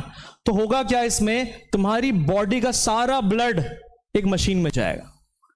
किस में जाएगा, सारा ब्लड। यहां से देखो ब्लड निकल रहा है, ये ब्लड निकल रहा है, ब्लड जा रहा है किसमें, मशीन में, दिखाई दे रहा है? देखो नीचे से आ रहा है, ब्लड रिमूविंग फॉर क्लीनिंग। तो यहां से रेड वाला ब्लड, ये ब्लड निकल रहा है, ये सारा सिस्टम पूरा बन रखा है, ये किस में जाता है, मशीन में। ये मशीन क्या करती है, इसको डायलाइजर कहते हैं। ये मशीन क्या करती है, तुम्हारी ब्लड को क्या करती है, फिल्टर करती है। फिल्टर करने के बाद वापस से जो फिल्टर ब्लड है तुम्हारी बॉडी के अंदर वापस डाल दिया जाता है। ठीक है, अब ये डिपेंड करता है, तुम्हें हफ्ते में 2 बार भी जाना पड़ सकता, हर बार तुम्हें डॉक्टर के पास जाना पड़ेगा। अगर किडनी खराब हो गई, बहुत ही गंदी बीमारी, मतलब बीमारी क्या है, मतलब किडनी खराब हो गई तो फिर लाइफ खत्म ही है, समझ लो। ठीक है, तो किडनी वगैरह डोनेट अगर हो रही है तो तुम करवा सकते हो अपना ट्रांसप्लांट। अदरवाइज किडनी अगर खराब हो गई, दोनों किडनी खराब हो गई तो लाइफ बड़ी ही हेल है। ठीक है, बोला तो सही, हाँ एक पे जी सकते हैं, 10-12 साल निकल जाएंगे। तुम कितनी एज है तुम्हारी, इस पर डिपेंड करते हैं। ठीक है, अभी जैसे मेरी दादाजी का एक किडनी, मैंने बताया ना कि उनका निकल गया, तो एक किडनी पे अभी वो। ठीक है, अभी जस्ट परसों तरसों घर आया। ठीक है, तो होता क्या, अगर दोनों किडनी खराब हो जाए तो तुम्हें क्या करना पड़ेगा, दोनों किडनी खराब हो जाए तो तुम्हें डायलिसिस कहते हैं इसको, डायलिसिस। डायलिसिस का मतलब होता है तुम्हारी बॉडी का सारा ब्लड निकाला जाएगा, वो एक मशीन से गुजारा जाएगा, और मशीन क्या करेगी, उस ब्लड को फिल्टर करेगी, फिर फिल्टर ब्लड तुम्हारी बॉडी के अंदर वापस डाल दिया जाएगा। ठीक है, अब कैसे कैसे काम करता है डायलाइजर मशीन, हमें ये पढ़ना है, हम साइंस के स्टूडेंट है ना, तो समझना है ना इसको कि कैसे काम करता है, इतने से काम थोड़ी चलेगा, तो समझते हैं इस चीज को। अब ध्यान से समझना, अब इसमें थोड़ा सा यूज होगा तुम्हारा किस चीज का, कंसंट्रेशन का। जो तुमने पढ़ा था ना, ऑस्मोसिस प्रोसेस पढ़ा था ना, उसी का यूज होगा। तो ध्यान से समझते हैं, देखो ये तुम्हारा ब्लड है, देखो एक मशीन ऐसी होती है, तुम देख सकते हो, ये टॉम अंकल है ना, तो ये अपना डायलिसिस करा रहे हैं, तो ये मशीन होती है तुम्हारी। इसमें क्या होता है, पूरा ब्लड इनका बॉडी का मशीन में जाएगा, और मशीन फिल्टर करके वापस से इनकी बॉडी के अंदर ब्लड डाल देगा, इस तरह से। ठीक है, अब देखो ध्यान से होता क्या, ध्यान से समझना, तुम्हारा ब्लड है, ब्लड है। अच्छा, इसमें एक और चीज देख लो, ये तुम्हें ये दिखाई दे रहा है, ये वाला सिस्टम, अब ये देखो यहाँ पर, हाँ, ये डब्बा दिखाई दे रहा है। अब इसमें से तुम्हारा ये ब्लड गया, ये ब्लड गया, ये ब्लड गया, और ये ब्लड यहां से बाहर निकल गया, ऐसे, है ना। अब इसमें क्या होता है, ध्यान से समझना, ये जो बाहर वाला तुम ये दिख रहा है, ये ब्लू वाला पार्ट दिखाई दे रहा है, ये ब्लू वाले पार्ट के अंदर एक सॉल्यूशन होता है। क्या होता है बेटा? सॉल्यूशन। इसमें क्या होता है, तुम्हारा सॉल्यूशन होता है। तो सॉल्यूशन इसको कहते हैं फ्रेश डायलाइजिंग सॉल्यूशन। ये तुम्हारा डायलाइजिंग सॉल्यूशन है, और जो यूज्ड हो रहा है तुम्हारा यहां से बाहर निकलता रहता है। ठीक है, क्या होता रहता है? बाहर निकलता रहता है। ध्यान से समझना। अब इस सॉल्यूशन का जो कंसंट्रेशन होता है ना, कंसंट्रेशन समझते हो? कंसंट्रेशन जो होता है ना, वो फ्रेश ब्लड, मतलब जो प्योर ब्लड होता है ना, जिसमें नाइट्रोजनस वेस्ट नहीं है, उसके बराबर होता है। किसके बराबर होता है? जो तुम्हारा प्योर ब्लड है ना, जिसमें नाइट्रोजनस वेस्ट, यूरिन नहीं है, उसके बराबर होता है किसका? इस डायलाइजिंग सॉल्यूशन का कंसंट्रेशन। ठीक है, अब देखो ध्यान से, ये रहा, ये तुम्हारा ब्लड आया, ये ट्यूब से ऐसे निकल रहा है। यहां पर एक सेमी परमिएबल, ये डायलिसिस मेम्ब्रेन होता है, दिखाई दे रहा है ये मेम्ब्रेन, ये डैश डैश डैश में दिखा रहा है जो यहां पर, है ना। तो यहां से तुम्हारा ब्लड आ रहा है, देखो ब्लड में जो क्रॉस लग रखे, येलो वाला पार्ट दिखाई दे रहे तुम्हें, जो क्रॉस लग रखे, वो क्या है? तुम्हारा यूरिन है। वो क्या है? यूरिन है। वो ब्लड के अंदर क्या है? वेस्ट है। तो वेस्ट क्या होगा तुम्हारा? इससे, कहां से? यहां से, ब्लड से, वो इस डायलिसिस मेम्ब्रेन के थ्रू कहां चला जाएगा? डायलाइजिंग सॉल्यूशन में चला जाएगा। कहां चला जाएगा? डायलाइजिंग सॉल्यूशन में। अब ऐसा क्यों हो रहा है? क्योंकि देखो इसका कंसंट्रेशन, इस ब्लड का जो इंप्योर ब्लड है, इसका कंसंट्रेशन ज्यादा है। इसका कंसंट्रेशन क्या है? ज्यादा। और इस डायलाइजिंग सॉल्यूशन का जो कंसंट्रेशन है वो क्या है? ब्लड के बराबर है। किसके बराबर है? प्योर ब्लड के बराबर है। तो क्या होगा, जो अब इसमें से क्या होगा, नाइट्रोजनस वेस्ट निकल करके किस में जाएगा? डायलाइजिंग सॉल्यूशन में जाएगा। और जो डायलाइजिंग सॉल्यूशन है तुम्हारी बॉडी से ऐसे बाहर निकलता रहेगा, जो यूज डायलाइजिंग सॉल्यूशन हो, और फ्रेश सॉल्यूशन इसमें डालते रहेंगे। तो होगा क्या, यहां से तुम्हारा ब्लड, यहां से देखो red blood cell, white blood cell सारे दिखा रहे हैं ना, और जो तुम्हारा जो नाइट्रोजनस वेस्ट है वो निकल रहा है बाहर, और बाहर निकल जाएगा। जो तुम्हारा प्योर ब्लड है वो वापस से चला जाएगा, ब्लड आउट, और उसको फिर वापस से बॉडी के अंदर डाल दिया जाएगा। समझ में आ रहा है कि नहीं आ रहा है? इस पूरे प्रोसेस को कहते हैं डायलिसिस। क्लियर है? तो ये तुम्हें हफ्ते में 2 बार 3 बार, डिपेंड करता है तुम्हारा कितना क्रिटिकल है तुम्हारी बॉडी, उस हिसाब से कराना पड़ता है। हाँ, कई बार एक बार तुम्हें डायलिसिस कराने के 2000 3000 4000 ऐसे देने पड़ते हैं। कौन से हॉस्पिटल में करा रहे हो इस पर डिपेंड करता है। क्लियर है? हाँ, किडनी खराब कैसे होती है? तो किडनी खराब बहुत तरीके से होती है। अगर तुम दारू पी रहे हो, शराब पी रहे हो, सिगरेट पी रहे हो, कुछ बाहर का खाना खा रहे हो, दवाइयाँ खा रहे हो बहुत ज़्यादा, तो इन सब से किडनी खराब हो सकती है। जनरली शराब वराब पीने से होती है। लीवर खराब होता है, किडनी खराब होती है। हाँ, तो जो तुम्हारी किडनी खराब होती है वो कैसे खराब होती है? शराब पीने से, सिगरेट और दवाइयाँ अगर बहुत ज़्यादा तुम खा रहे हो। जैसे कुछ कई बार क्या होता है, सप्लीमेंट, कुछ तुम आजकल जिम में बहुत जा रहे हैं ना लोग, तो अलग अलग प्रोटीन पाउडर ले रहे हैं, सप्लीमेंट्स ले रहे हैं, प्रोटीन पाउडर ले रहे हैं। उसमें क्या होता है, कई बार बहुत ही वो इम्प्योर क्वालिटी के होते हैं, खराब क्वालिटी के होते हैं। तो कई बार तुम्हारा वो प्रोटीन पाउडर बहुत ज़्यादा गंदे क्वालिटी का तुम ले रहे हो, ऑथेंटिक नहीं ले रहे, उससे भी तुम्हारी किडनी डैमेज हो जाएगी। क्योंकि उसके अंदर प्रोटीन के अंदर भी ना क्या होता है, बहुत सारे ऐसे चीज़ें होती है जो तुम्हारी किडनी जो उसको फिल्टर नहीं कर पाती। ठीक है, तो वो खराब क्वालिटी की, वो डुप्लीकेट प्रोटीन पाउडर तुम्हें असली के रेट पे बेचे जाते हैं। ठीक है, तो ये चीज होती है। जो प्रोटीन वगैरह बहुत ज्यादा अमाउंट में ले रहे हैं ना, तो किडनी डैमेज होने के चांसेस है उसकी। हाँ, उसमें ही तुम्हारा किडनी डैमेज होने के चांसेस होते हैं। ठीक है, क्लियर है? और भी सप्लीमेंट्स, दवाइयाँ, कैप्सूल्स, पता नहीं क्या क्या, विटामिन, ये वो गोलियां लेते हो, उनमें सब में कुछ ना कुछ हार्मफुल इफेक्ट, साइड इफेक्ट्स वगैरह होते हैं। ये चीज समझ में आया कि नहीं आया? कि ब्लड के अंदर जो तुम्हारा यूरिन है वो इससे डायलिसिस मेम्ब्रेन से बाहर निकल जाएगा, और ये ब्लड तुम्हारा वापस से तुम्हारी बॉडी में डाल दिया जाएगा। ब्लड डाला मशीन में और यहाँ से बाहर निकल, ये वापस से तुम्हारी बॉडी में डाल दिया जाएगा। तो ये डाल रहा है, ये हो रहा है, इनका डायलिसिस हो रहा है। ठीक है, अब दूसरा देखो, प्लांट्स कैसे एक्सक्रीट करते हैं, प्लांट्स के अंदर एक्सक्रीशन कैसे होता है। तो प्लांट्स के अंदर भी तो वेस्ट प्रोडक्ट्स बनते हैं ना। तो देखो कौन कौन से वेस्ट प्रोडक्ट बनते हैं। गैसियस वेस्ट, ऑक्सीजन जो बनाता है ना प्लांट्स फोटोसिंथेसिस से, वो उसके लिए क्या होता है? वेस्ट होता है। तो उसको बाहर निकाल देता है स्टोमाटा के थ्रू, जो हमारे लिए क्या है? वरदान है ना, उसी से जीवन है तुम्हारा। Carbon dioxide and water vapour are remove through the stomata of leaves and lenticels of stems. Lenticels वो होते हैं जो तुम्हारे हरे पार्ट होते हैं ना प्लांट्स के, उनमें भी स्टोमाटा प्रेजेंट होता है। तो वहां से ऑक्सीजन, कार्बन डाइऑक्साइड और वाटर वेपर वो निकाल देता है स्टोमाटा की हेल्प से। क्लियर है यहाँ तक? अब प्लांट के अंदर जो वेस्ट प्रोडक्ट्स होते हैं वो क्या होते हैं? लीव्स में इकट्ठे हो जाते हैं, और bark of the trees, trees की जो खाल होती है ना, छाल, उसमें इकट्ठे हो जाते हैं। और तुमने देखा होगा कई बार पेड़ के जो वो है, छाल है, वो निकलते रहते हैं, देखा है, शेड होते रहते हैं। तो वही है, when the leaves and barks are shed, वो शेड हो जाते हैं, तो उन्हीं के साथ वेस्ट भी क्या हो जाता है? एलिमिनेट हो जाता है। और तीसरा क्या हमारे पास? सम वेस्ट प्रोडक्ट्स, कुछ वेस्ट प्रोडक्ट प्लांट्स है ना, वो हार्मलेस होते हैं, ज्यादा हार्मफुल नहीं होते प्लांट्स के लिए, और उसको क्या कर लेती है प्लांट अपनी बॉडी के अंदर ही स्टोर कर लेती है। क्या कर लेती है? स्टोर। तो हमने पढ़ा होगा ना सेल के अंदर क्या होता है, प्लांट सेल्स के अंदर क्या होता है, वैक्यूल्स होते हैं, और बड़े बड़े वैक्यूल्स होते हैं। उन्हीं वैक्यूल्स में क्या कर लेती है वो स्टोर कर लेती है, पत्तों वत्तों के सेल्स में स्टोर कर लेगी और उसको पीरियोडिकली शेड करती रहती है, गिराती रहती है। समझ में आया? तो जैसे एग्जांपल्स है raphides, tannins, resins, gums, rubber, essential oils, ये सब कुछ वेस्ट है जो कि प्लांट्स अपनी बॉडी के अंदर क्या कर लेती है, स्टोर कर लेती है, और ह्यूमंस ने इनका भी यूज करके कुछ ना कुछ प्रोडक्ट बनाना सीख लिया। ठीक है, जैसे ये देख रहे हो तुम गम्स वगैरह यहाँ पर जो निकल रहे हो तुम्हारे, तो ये भी क्या प्लांट्स के लिए वेस्ट है, दिखाई दे रहा है ना चिपचिपे से सब्सटेंस, देखे होंगे कभी तुमने, ये प्लांट्स के लिए वेस्ट है। ठीक है, तो ये इसका यूज करके कुछ बहुत सारे आर्टिकल्स बनाए जाते हैं तुम्हारे, है ना, फेविकोल वगैरह ये सब चीजों में यूज होते हैं, बहुत सारी चीजों में यूज होते हैं। ठीक है, कई बार देखा होगा तुमने ऐसे कुछ मिल्क सा, इससे रबड़ बनता है, इससे रबड़ बनता है, तो ये रबड़ बनाने के लिए यूज होता है, ये भी प्लांट का क्या है, वेस्ट है। ठीक है, फिर खत्म, चैप्टर इज ओवर। ठीक है, जैसे मैं बता रहा हूँ ये चैप्टर बहुत डिटेल में कराया मैंने, ठीक है, और इसके बाहर कुछ करने की जरूरत नहीं है, फिर से बता रहा हूं, और इसी वीडियो को एक बार, दो बार, तीन बार देख लो, तुम्हें इसके अलावा कुछ भी करने की जरूरत नहीं है।